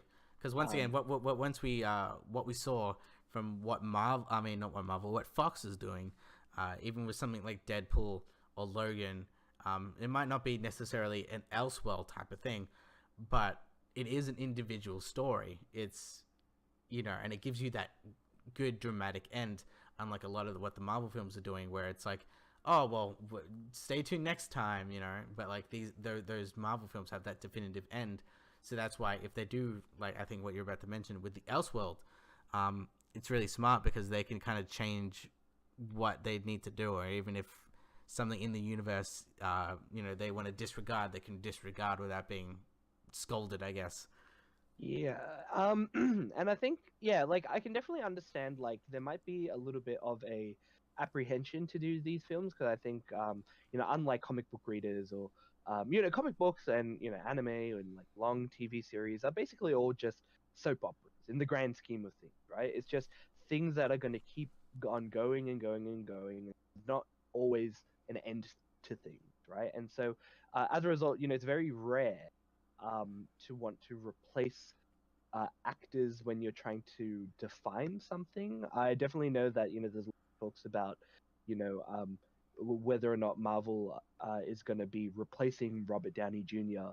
when he gets too quote old for the role, or whether or not they're just not going to have Iron Man anymore, and maybe like someone else take on the mantle of Iron Man for the rest of the Marvel series. But I think like there is definitely a pretty valid argument to say that maybe they shouldn't be changing an established character if you want people to understand what's going on, because I think definitely like as much as I really do like the new Spider-Man movie that's come out, I'm not too surprised that it hasn't done as well as I think Spider-Man 2, which by the way really awful film. I think that's the second time. Once again, it hasn't done as well as Spider-Man 2, Yeah. 1, Amazing Spider-Man 1 and 2. Like, Yeah, like that's the thing. No, sorry. Yeah, Amazing Spider-Man 2. yeah, that's what I'm Amazing saying. It's the second lowest out of all of them. So that's Yeah. good. That's a perspective. Yeah, and the thing is like I think it's a little bit of like fatigue that audiences are having in regards to comic book movies. I think that's one issue, but the other issue is like it's the third Spider-Man film. Like how many times are we gonna know about like X, Y, and Z? And I think like the latest Spider-Man I think did the best with the whole like, oh, we're not talking about Uncle Ben dying again, and this and that. Like they'll touch on it eventually, but we already know what's going on. Like, and I think it's the thing that they'll have to kind of keep in mind if they do make the Batman solo film. Are they going to be showing Bruce Wayne's parents dying for the 100th time? Well, obviously, yeah, so... that's not happening because like once again, Batman v Superman had that, which I think is Yeah. in a really good way. Once again, opening credits. It probably lasted maybe 3 to 4 minutes. That's and there's no dialogue in it. It's just aside from Martha, I guess. But that's it. Like you can see these silhouettes. You can see in a visual story. You know what's going to happen. You don't need that dialogue, and that's what I found that was really cool. But yeah, but that's what I'm saying. Like in regards to like stuff like that could be the very reason why we're seeing, I guess studios being a bit apprehensive in trying to change up certain characters, because we just had Jared Leto as the Joker, and now we're gonna have possibly Leo. Who knows? Like, yeah, like once again, good choice, but like I don't know. Yeah. I'm not against it. Like I think some people are a bit here or there. Like it's gonna be. I think like if it's gonna be a Joker, it's gonna be maybe more similar to maybe Jack Nicholson's Joker. Like not to say that like it's gonna be Jack Nicholson, exactly, but it's going to be a more like proper, like fancy Joker. That's the way I kind of see it. But maybe also Leo and Jack are kind of best friends in real life. It's pretty funny actually. So. Oh really? Oh well, there you go. Yeah, I think you see a lot of pictures of them. I think it's like courtside for I think it's the Lakers or one of the big basketball teams. They're really big fans. Well, you So see, that they just that's hang what out I would together. expect. That's the kind of Joker that he would play. Like, as much It's as as the gangster, and like you once again, like once again, you were about to say, it's probably no disregard to Heath Ledger. Like I like the different take. Once again, I personally think Joker is the hardest character to play in a movie, TV show, whatever it is. Joker is the hardest one because you have to sell what you're saying and what you're doing, and it's one of those things where it's like I think a lot of people didn't buy Jared Leto as the Joker, and that's why they were turned off and like, this is silly, this is stupid, because you did not have that selling point, and I think that's the problem, that you have to sell the character. Yeah, I mean, look, to be honest, I didn't mind Jared. Like, to be honest, like apparently there was a lot of scenes Yeah, that cut was out cut like out. apparently like a whole film's worth. And like Yeah. once again, I do want to see that director's cut of Suicide Yeah, Squad. we're never gonna see it, unfortunately. I It'd be interesting. hey, if we've seen Daredevil, like that old shit ass movie, so I wouldn't be surprised one day they're like, hey, this is what it's supposed to be. Here you go. And then they leak it, like someone leaks the all of Jared Leto's scenes. Like the Well, thing that's is, the like, thing. yeah, like, Didn't they do that? They did that with Deadpool. They leaked the test footage that everyone was talking about for about a year and a half. But the thing, But like once again, it was leaked in quotes Yeah. to gauge interest. But that's what I'm saying. Like they could that's do the that. way I see it. Oh well, okay. So here's the thing. Like, the only thing that I didn't like about, I guess, the Jared Leto Joker was the fact that he had damaged written on his forehead. I think that was like the one tattoo that took it a little bit too far. Like, it's kind of ironic, like given all the tattoos he had. But I liked the little touches. Like, he had like the laughing face on his hand. But even that became like a bit of a meme where, like, you'd laugh with your hand in front of your face, and then the weird laugh he'd do. But like, like I kind of like the little quirks, but I think it just came to a point that I blame the director, David Ayer, I believe. I blame him in regards to how the movie came across. Like, it just was so incoherent. Like, Well, that's the Suicide thing. Like Squad. I don't blame him. I think once again, I'm one of those people who Studios? yeah, studio. Yeah, Because could be. once again, because there was that original cut that test audience did see. There are people who have seen it out there. And then apparently the test audiences said it was good, just that we felt like there was more. So what I think what happened is that the studios got ahead of that, and they're just like, oh, they want more. Hence, let's make Enchantress like this big demigod turned to supervillain circle ring thing, like what most people hate. That's why I think, because in one of the like the trailer 2, Suicide Squad, you saw Joker alive with the burnt face throwing grenades. He was maybe going to be a semi-end. He was going to be maybe the final boss of the movie, and we never get to see that. And maybe it's a little bit more of a personal story, a smaller story, but I think something would that would be beneficial. But I would once again, no clue. No one knows aside from DC and a few other people. So yeah, that's true. I guess we have to just go off the merits of the film itself. That's the only thing that we have, and I think, in regards to the film that was cut, like I felt that the tone of Suicide Squad and the villain should have been what Justice League Dark should have been faced, right? Justice League Dark is kind of the magic team. yeah, you got the your Magic Constantine, Justice League. Zatanna, you got Deadman, Swamp Thing, got good old Swamp Yeah, Thing. Swamp Thing. And once again, that movie is supposed to be coming out. DeToro was supposed to direct that, and then I he's don't gone. think so anymore. So I don't know. Who knows what's going on? No, but this is the whole point. It's like, what is going on? Like they announced early days when Cyborg was going to get his own solo film. Let's be honest here, he is not going to get his own solo film. I think Justice League is the backdoor way to get that's his like. Because that's the thing, you kind of know her origin. It would be cool, but I don't think he has the fan favorite thing. The only reason why people like Cyborg is because he's teamed up with the Teen Titans. And even then, like, his tone in Teen Titans is very different to what the, I guess, more Justice League interpretation of him is. He seems very, like, I think it'll be an interesting take, like, maybe a detached person trying to save people. It's like it's interesting. is Yeah. interesting. As opposed to the more like, hey, let's go have like tacos, beggars. I don't know what the like something. Let's No, go play let's video go. games. Let's go eat shawarma, guys. Yeah. There's a new place that opened up. Um, yeah. Yeah. But once again, DC, so many things. Once again, they're speaking about Teen Titans. They're trying to cast a Nightwing. They cast Nightwing. Oh, they already casted it. No, no, no, They no, already no, no, no, casted no. it. I was looking this up.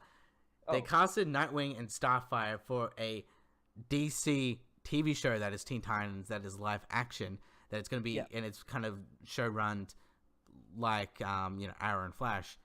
They're actually making a Nightwing solo film, and that could be something Teen Titans related. But once again, that's happening as well. I don't know. I think again, like I think they just have to try and see what sticks. And it's unfortunate just because of the way they started the kind of their cinematic universe, but I don't know. Well, that's the thing. It I should have like been- I like the approach where, like, for example, Batman's been there for a very long time. It gives you that history, but there's a lot of story. Like, I'm more interested about the stories forward than back. Like, everyone's like, then what happened to the Robin that died? Like, you don't have to really show that. You can maybe touch on it, especially with the rumored the whole solo Batman film, which apparently was where they said it was not in the universe, but it is. But it doesn't necessarily reference the outer DC universe. And that's what I like about it. Like, once again, it's kind of like the Logan and Deadpool, where it's like you may not like it's in the universe, but it doesn't necessarily be like, hey, there's freaking Superman. Let's reference him for a bit, and like you're like, what's going on? Like, I think it would be interesting. Like, I mean, I guess in the end, like, if they should have, like, how it should have been very similar to how Avengers did their movie series, I guess. It should have been Superman, and then it should have been Batman, and then it should have been Wonder Woman, and then they should have got together for Justice League, right? That's how a normal, I guess, set of films, kind of come together. But instead they kind of went with Superman, and then Man of Steel, and then Wonder Woman. And now maybe Batman, but I think what's happening is Justice League is happening. So like it's a little bit disjointed because they just want to they want to cash in on the hype that comes around making a collaborative film with multiple characters. Well, that's what we're going to be seeing with the new Justice League movie that's coming out. We're getting Flash, Aquaman, and Cyborg on top of many. Like, let me list them. What's happening? So we got the ones announced. We got obviously we got Aquaman coming out, Shazam, Wonder Woman 2, Cyborg, Green Lantern. And then I'm looking at the Wikipedia that says other projects in various stages of development, including Suicide Squad 2, Justice League Dark. It says Flashpoint, but this is the Flashpoint. Ooh, Flashpoint. We were talking about Flashpoint last week. I really want to see a Flash. Yeah, that's gonna be very interesting. That would be the way that DC could fix things. So I think they definitely have it in their pocket. In trying to fix the things that happen, and it'd be very DC to fix things with the universe exploding. Ongoing. You got that. You got the Batman, which is maybe be a trilogy. We got Batgirl, done by Joss Whedon. We got a Justice League sequel at some point. Gotham City Sirens, which is supposed to be like something like Harley Quinn, Poison Ivy, Catwoman, basically all the females together. Which is actually Birds of Prey, but who gives a fuck? Birds of Prey is. Well, that's the thing. Yeah, it's Black Canary and Katana Batgirl, and all that stuff. But still, like it's all females. That's what I mean. It's all female cast. You got the solo Joker film, and then they also got the Joker and Harley film, Joker and Harley Quinn film, which is like a weird duo. And then you got at some point Man of Steel 2, and then you got also Black Adam. Apparently, according to this Wikipedia, there is a Deadshot film, and Nightwing. So that is a lot. That is so, like, I think half of those are gonna be changed into something like, especially the Joker stuff, where it's like Joker and Harley Quinn, but then Harley Quinn's supposed to be in Gotham City Sirens, which takes place where. what happens. Are they going to merge together at some point? I don't know. So I like while you're reading out that list, I was yawning, and I happened to yawn just as you said, Deadshot, Deadshot movie, and I think that just sums up how I feel about the concept of a Deadshot. Because it would just be once again Will Smith, being Will just being Smith. Will Smith. Well, yeah, but that's the thing. It's like I like there's only It'll sell well, but as a consumer of comic book movies, it's not going to be. I'll probably still watch it as well. You know, that's how they get me. But I don't think I'd like it that much because I don't know. I think with all the characters that you listed, you didn't mention Green Lanterns, no, I right? know I did. So It said Green Lantern oh, Corps. you did? So like Oh, that's the Green. thing. But apparently it's 2020, and I feel like that's too far away. Well, actually, no, Ugh. 2017, 18, 19, 20. Actually, shit, 2020 is not far away. No, it's 3 years, dude.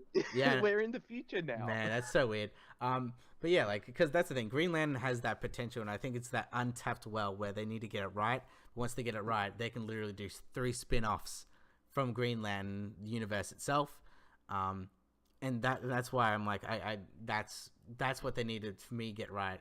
And then on top of that, we've got a whole set of Batman films apparently. Batgirl, which I don't know how that's going to relate to Batman, especially I don't know. But then like you got something like Man of Steel 2, which is like when's that coming? Like everyone's waiting for that, but they're already greenlit Wonder Woman 2, and that's probably coming out in 2 years. So that's way quicker than Man of Steel ever got. Well, the thing is, the basis on which they're making movies is based on the success of other movies, right? So Wonder Woman did well. It domestically, it's the highest grossing superhero origin film, if I'm not mistaken. Yeah, Like it that's beat correct. Spider-Man. So that's incredible. I mean, I don't know if it beat it with inflation or not, but it definitely beat it on like pure numbers. So that's something that DC can definitely grab onto and be like, hey, like this is something that'll sell, and I think it was a pretty successful movie overall. So yeah, like clearly Wonder Woman sells, so let's sell Wonder Woman. It's the same thing as with Batman's basically their DC's Wolverine. In a lot of the in a lot of ways, it's like Batman puts Butts and butts in seats. seats. You Exactly. need that You, Batman.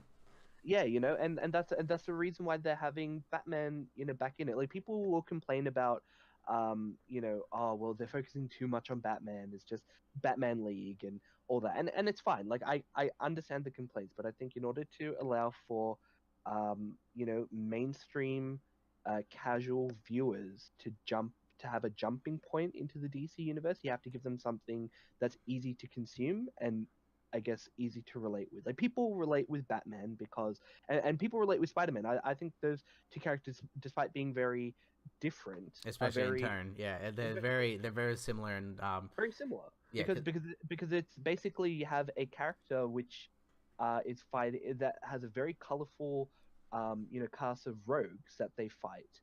And it's usually um a very enjoyable thing to watch because it's basically those characters having to fight creatures or adversaries that are several times above their level in terms of or intellect or something, and it's how they're able to solve those problems. And the problem solving aspect of it is part of the reasons why we kind of enjoy those characters because there's a character development moment because they are seen as weak by comparison. Whereas, Superman's got a pretty good rogues gallery as well, but I think, a lot of it is just like big things that they punch or big things he can punch, like Doomsday or Brainiac. Like someone who can actually take a punch from Superman is usually the villain of Superman. It's not, and the only there's a few that kind of go outside that scope, like Lex Luthor,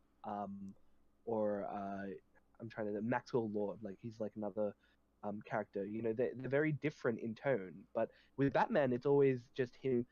Maybe he'll fight Riddler, but then he's fighting Clayface, and then Killer Croc. Like there's all these characters that have different various attributes versus what could just be one person at their peak strengths or peak intellect kind of thing. But he's still one man, and that's what people relate with. As opposed to just throwing in, him and Wonder Woman and Superman in one film fighting, I don't know, Lex Luthor who's going bold, and I don't know. There's Who all this knows? kind of Well, that's who the knows. thing. That's why like because that's the thing. I think that's a conceit of superheroes where a lot of it was created in a way to be like what's this documentary? I think it's like the secret origin of that, especially DC, because they pretty much created the modern comic book and superheroes, and they were talking about basically a lot of these superheroes were made by Jewish people. And it would Sure. basically it was a way to be like, they're generally quite short, and them creating Superman, for example, was one of those ways to project themselves as someone Right. who's tall, handsome, whatever be it. So yeah, like that's why I can see it, and that's why I can kind of see things like, for example, like the Nightwing solo movie. I can see that really working, um, Mm. purely based on like something like teenage angst. Like you got Batman and you got his parents dying angst, but you also got Nightwing and his teenage angst, and then like, it's kind of like a play around where Batman is the parent more than Nightwing, and that's why a lot of people like Nightwing. They really love Nightwing. Like for some people, that's their favorite character. But when Yeah. you get, once again, you get the dead shot. You don't need that. What I'm confused about is something like Black Adam and Shazam. That Yeah. stuff is that Yeah. stuff is confusing. Where I'm like, I know of the characters, I know what they are and stuff like that, but I'm like, why two individual films, and where is this going? So with the Black Adam one, that's more of a Shazam thing, right? Like they want more so. Like I think they had the in Wonder Woman they had the I guess the splash of like all the characters in the DC universe. That's like potentially they'll I don't know if you've seen that image. It's Yeah, like yeah, I'll go look it up now. Um,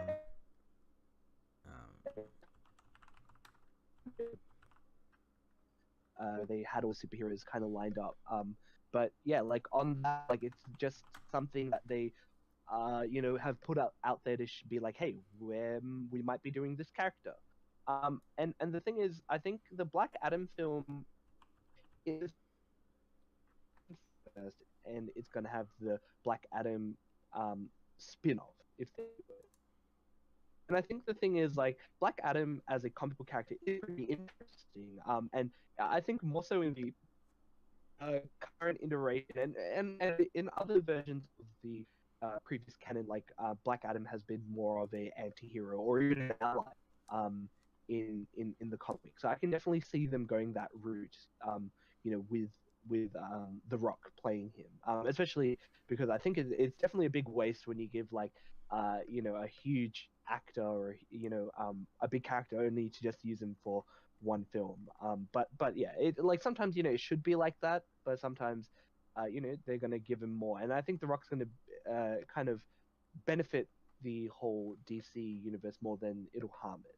It's just how they go about introducing it all, and I don't know. Like I think with what you said about all these films being in various stages of development, that's vague enough to even be that they just have an empty script with Nightwing yeah, written on like it. it's like he's coming. But that's the thing. Yeah, He's coming. I'm reading it now where everything's kind of separated. Where it's like you got DCEU things, you got like something like Enchantress, Captain Boomerang. You got even like the Arrowverse stuff where you have freaking Arrow is there.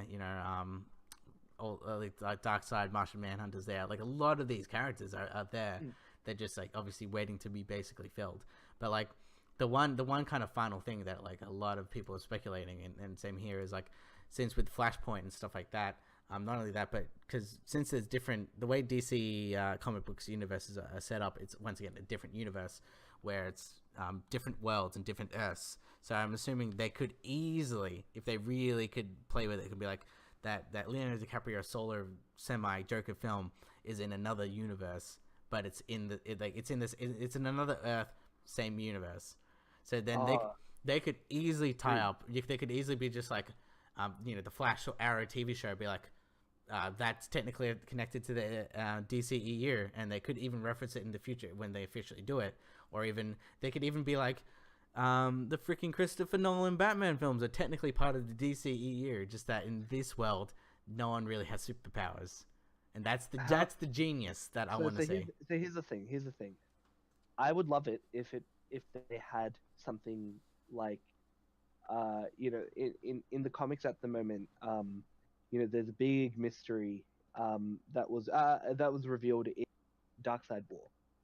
which was one of the last arcs in the New 52. Highly recommend people reading. But it was revealed, basically, the new gods, which are essentially kind of the remnants of like a huge war that happened in the DC universe, and they're kind of like the gods that exist in the plane of the New 52 and in the mainstream canon in general. And there's a big war that happens between Darkseid and the Anti-Monitor, which leads to Darkseid's death. And Batman actually gains the chair of a very important character, which basically like gives him the ability to know, like almost omnipotence, right? He knows things, he knows information, and one of the questions he asks the chair is, "What's the identity of the Joker?" And he's just given this answer that completely like shocks him. Like he's just like, what the hell, that can't be right. And it's revealed right at the end that there are actually 3 Jokers that exist in the Marvel universe, and they're all different. One of the theories is that that the Jokers are essentially from different. They survived the previous kind of crisis events in the DC universe, and Infinite Crisis, Infinite Earths, all that stuff, and the Flashpoint. And so it would be very interesting to see if, like, in the films, like, maybe you have your Jared Leto Joker, then you have Leo's Joker like pop in, like maybe at the end, like, or something. I like how we say it's like official, like Leo's Joker. So no, we have no Joker. clue. Like, is the placement.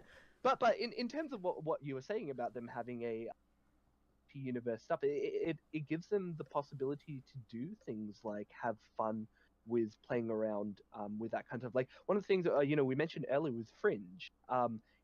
One of the best components of that, like, the first season was pretty rocky in my opinion, but it found its footing in season 2, because in season 2 is when they started doing all the multiverse stuff, multiverse A and multiverse B, I think is what they referred it as, and how those characters interacted with different versions of themselves. It made for very interesting character development moments, and just kind of just cool badass moments in general. Again, like another show we mentioned last week was Orphan Black. Like, again, multiple characters, of the same kind interacting with each other makes for very interesting on-screen. And I think that's the reason why DC is so popular, even though they've rebooted the universe like 1 trillion times. Like they reimagined the characters, enough to get people, back into the comics. And yeah, like I'd be all for something like having, interacting, or different Batmans interacting. It'd be cool. Like in one of the arcs in Rebirth, Batman actually meets his dad as the Flashpoint Batman, and it's super cool. And it'd be cool if there was something like that happens. Like, again, like, it's probably not, but I mean, the capacity to do something like that might be the one thing that sets DC apart from its Marvel counterparts. But the thing that they could probably get away with is the fact that they could be having multiple different actors playing the same role, and just be like, it's just like, it's like the universe exploded. Yeah, it's like, it's like a James Bond thing, but like, you kind of accept it, and it's like, I feel a lot more excited for DC stuff than Marvel stuff, because I think I know what Marvel stuff is, and we've had it for about 10 years now, so I kind of get it. But like DC, we're still finding that footing. But on top of that, we the universe it's so interesting, and like, once again, if they do that multiple world thing, it's gonna open it up so much. Like, there could be a possibility where, once again, the like one, because that's the thing. I think it comes from the top. It's like Warner Brothers and DC, like, movies proper. They kind of have all the talking points. So if they do say in the movies, stuff like there's multiple worlds, and they show stuff from like the TV show The Flash, and then like Flash says, that's me, but it's not really me, type of thing, but it's a different me. Yeah, it'd be cool. It's like, and then the TV shows can, like, even if they don't like reference in the TV show, but imagine if the TV shows did like reference something like that, then it makes the TV shows a completely different thing as well. And I'm like, that's what I'm waiting for, and I'm pretty sure, since Jeff Johns is pretty much the head of this whole thing, I think he's probably thinking something like that, and he'll probably easily do something along those lines. When, I don't know. It could be even in Justice League. Because from what I heard, because like there was supposed to be a part 1, part 2 with like Darkseid, and Darkseid's not going to be in this one. Yeah, but it's not in it. Yeah, it's not part 1, part 2 anymore. Yeah, it's gonna like this. I don't know what they're gonna do, but who knows what they're doing? I think.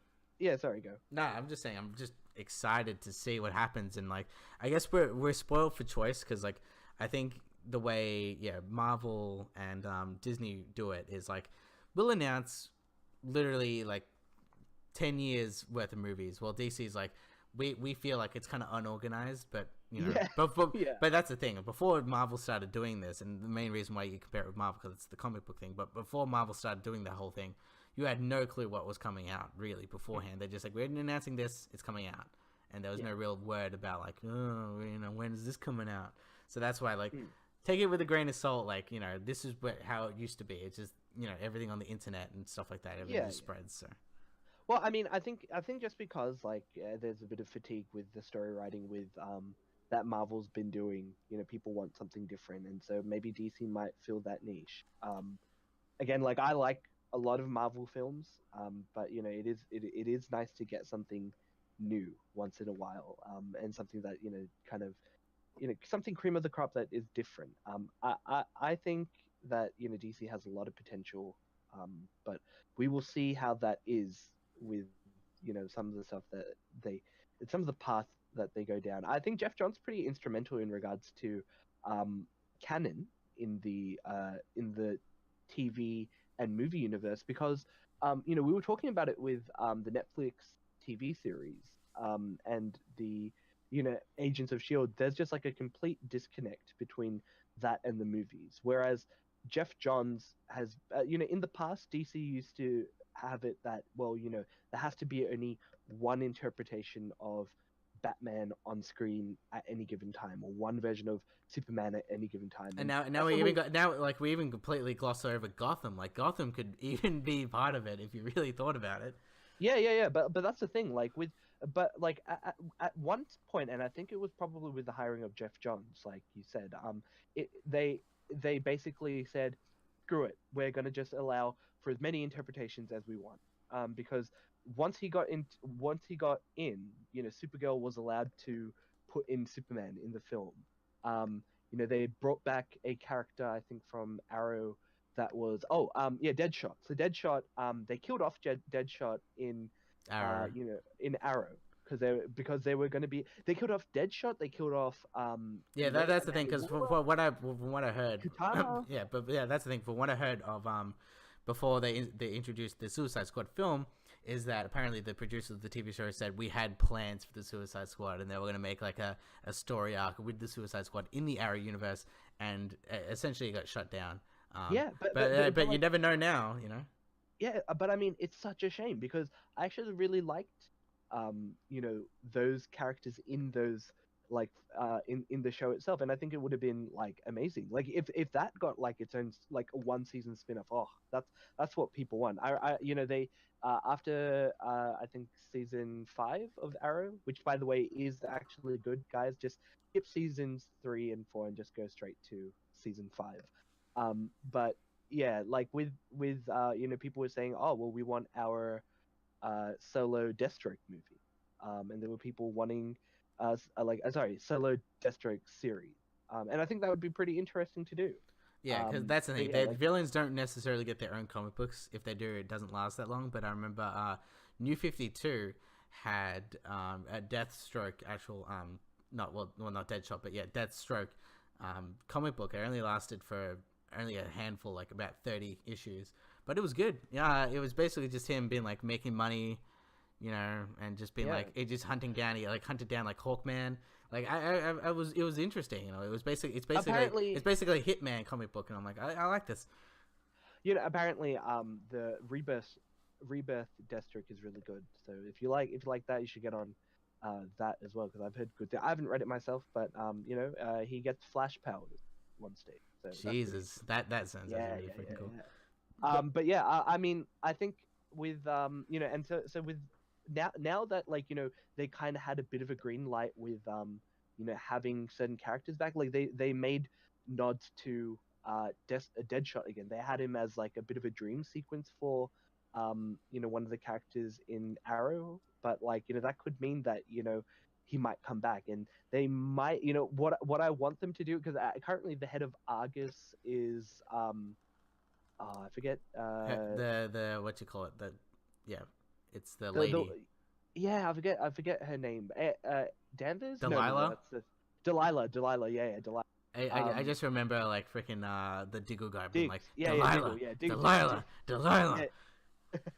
Yeah, Diggle's wife is currently the head of Argus, which is a pretty interesting arc. But I think like it needs to go back to Amanda Waller, and they need to bring back Suicide Squad. Like I think that would make Get it a pretty done. good. Like think about it. Now that they have it, it'd make a pretty interesting antagonistic team to the Arrow team. Maybe they're at odds. It's always been a pretty interesting thing in the comics, and it could be a thing.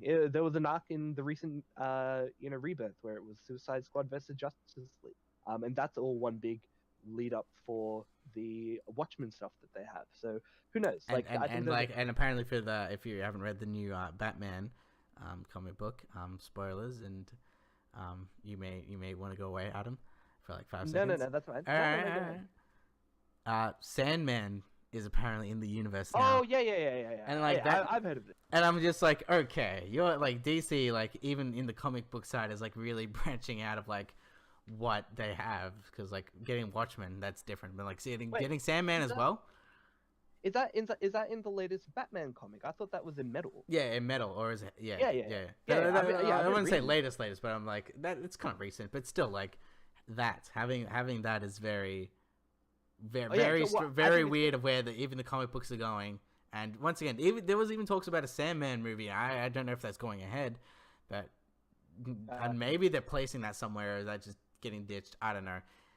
One thing at a time. At the moment, like what they're doing with Metal and what they're doing at the moment is just reintroducing characters that have been missing since the New 52 universe. Like for example, in I think Metal issue 1. No, sorry, the casting. They're very weird with some of the names of the books that are coming out for the Metal event. But Plastic Man was basically missing from the DC universe, and they made a reference that Batman's been keeping him locked up somewhere. And it's really like weird and creepy. But I mean, now Batman needs him.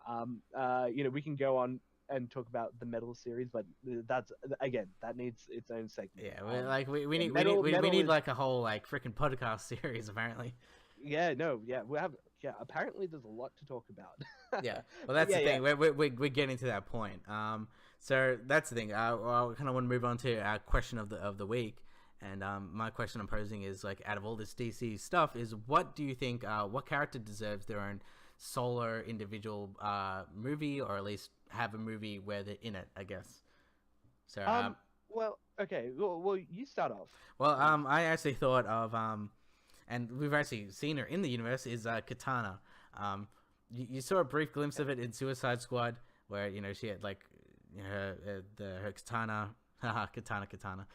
Her katana has the soul of her husband, and basically, I feel like it would be really cool, interesting movie or even TV show, if you really think about it, to have her being like kind of like maybe a semi-hitman, or like she is a skilled professional, something like a John Wick, where she needs to figure something out and then she hunts down certain people to figure it out. And I think it would be very interesting. And like, even if you really want to go hardcore in this, try to make this like a Akira Kurosawa film where she's like a samurai and she's versing like the Yakuza, and it's all in Japan, it's Japanese, and it's all talking in Japanese.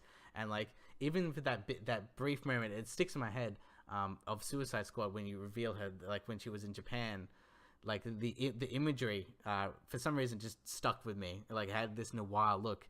So her being like some sort of hitman killer type of thing, trying to find answers, I think that would be like, it's interesting in and of itself. And I think she's an interesting character that doesn't get her due, like pretty much in anything. So that's my pick, basically. So basically it's John Wick, but instead of them killing the dog, it's killing her husband.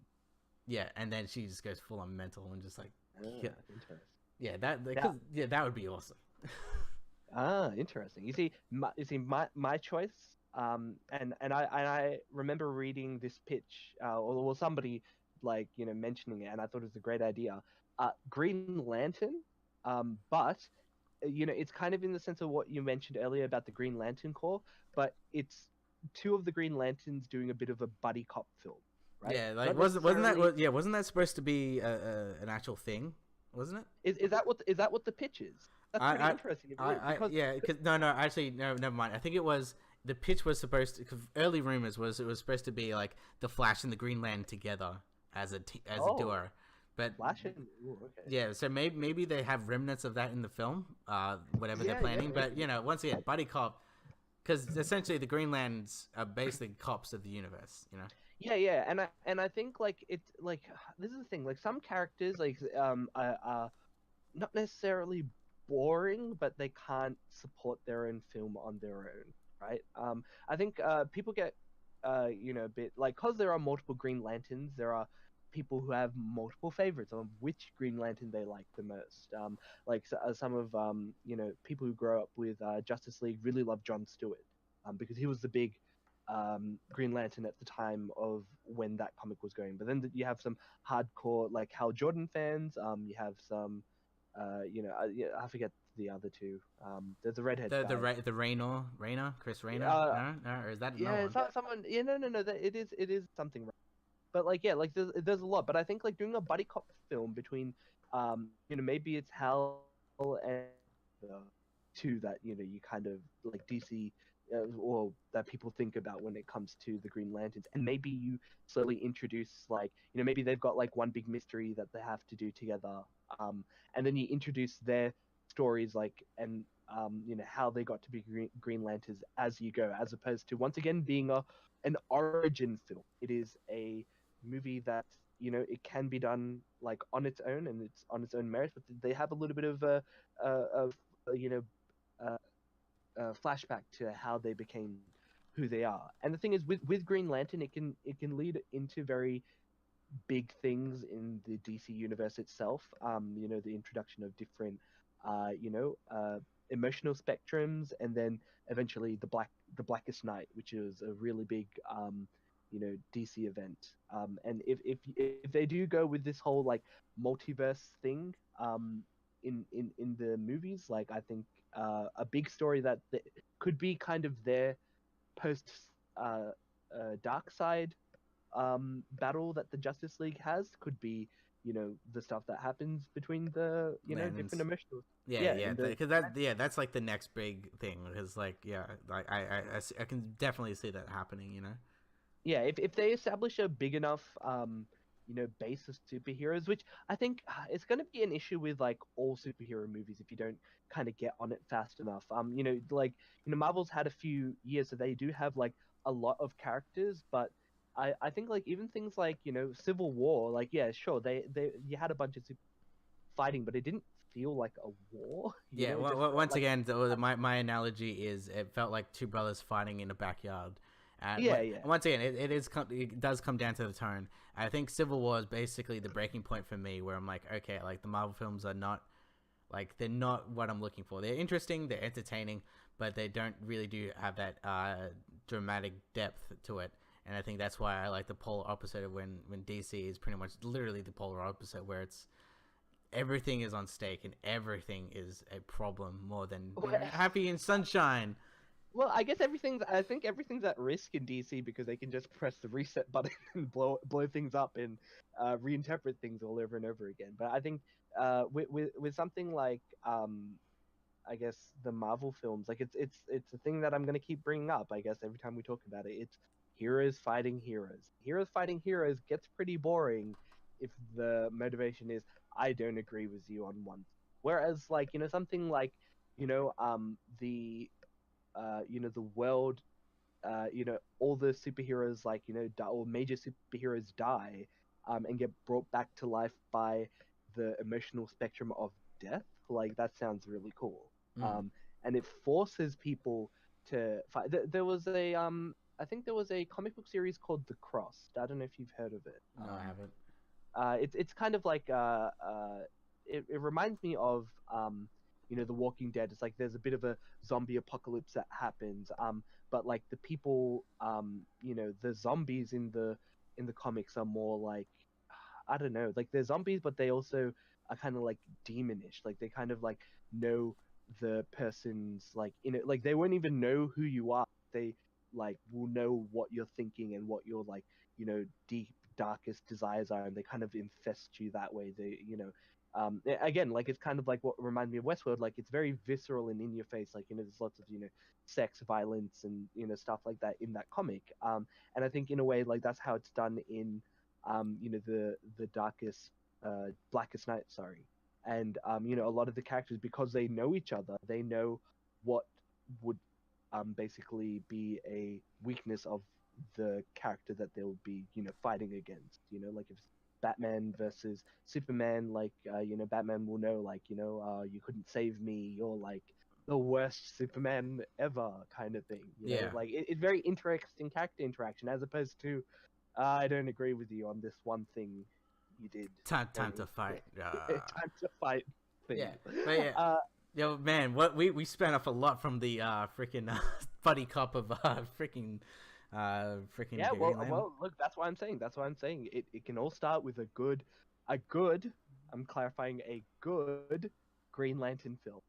I definitely know Jeff Johns was producing or writing or I don't know, creatively involved in the Green Lantern film that came out that was really bad.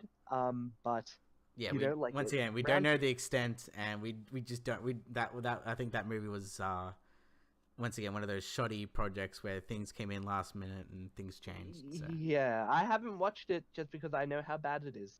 But maybe for a laugh, I might one day. Yeah, get very drunk, basically. But yeah, I think Green Lantern. That's my pick. Okay, cool. Now the only thing we got left is basically just our pick of the week. You suggested Westworld. Yeah, once again, we already talked its praises. Yeah. The only thing I can really think of is I was actually having a conversation with my family. We were talking about John Wick and things like that. And my sister's like, "What? That there's a film like John Wick and you haven't told me?" I'm like, "Yeah, I thought you knew." And it's I guess it's not really like John Wick, but it's more John Wick in the style of action, and that's The Raid, specifically. The Raid, also, yes. Yeah, also Raid 2, just kind of a duo thing. Essentially, it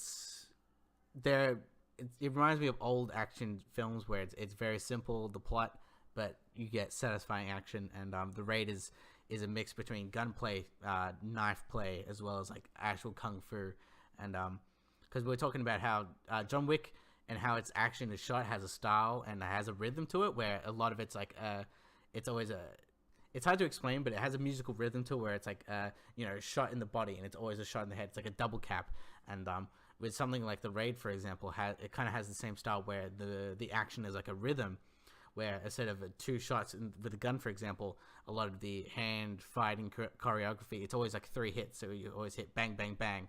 It's always hit in a specific way, and I don't know, it's one of those things, but I definitely watched those two films.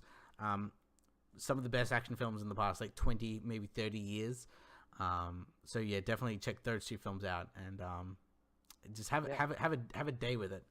I was gonna actually suggest because I believe The Raid is a it a Korean film or is it I think it's it's Filipino or Indonesian. Indonesia. Yeah, because like apparently Indonesia. Yeah, because apparently like it's really cheap to film there, and the director is just like this is a place to film. Now I don't know if the film is do they speak Indonesian in the film? Yeah, they speak Indonesian in the film. I think, once the first Raid got that big success, a bit of the Raid 2, if I remember, was in English, but majority of it is subtitles, yeah.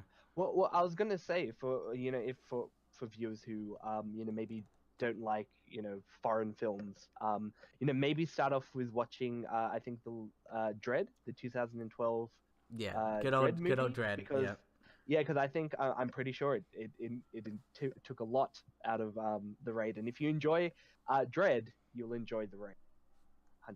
So get on it. Oh god, I love those films so much. Just all those three films, good. just right it's there. Very visceral. Yeah. Yeah, especially that one. That's like a Paul Verhoeven type of film where it's got that bloody action like a RoboCop or a Total Recall, and RoboCop. and then I once again, I could talk for those films forever. But yeah, that's us from the Pancake Parlay.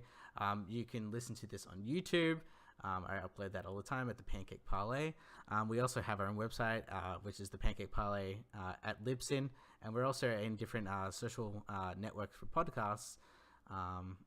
Which it's like on my radio. I need to look that up if they're really sponsoring us and things like that. But yeah, we'll get to it. Yeah, we'll get to that. You know what I mean? Like we're pretty much everywhere. You can type in the Pancake Parlay on Google and you'll find us. Aside from that, it's been a pleasure talking to you, and we'll talk to you next week. So see ya. Yeah.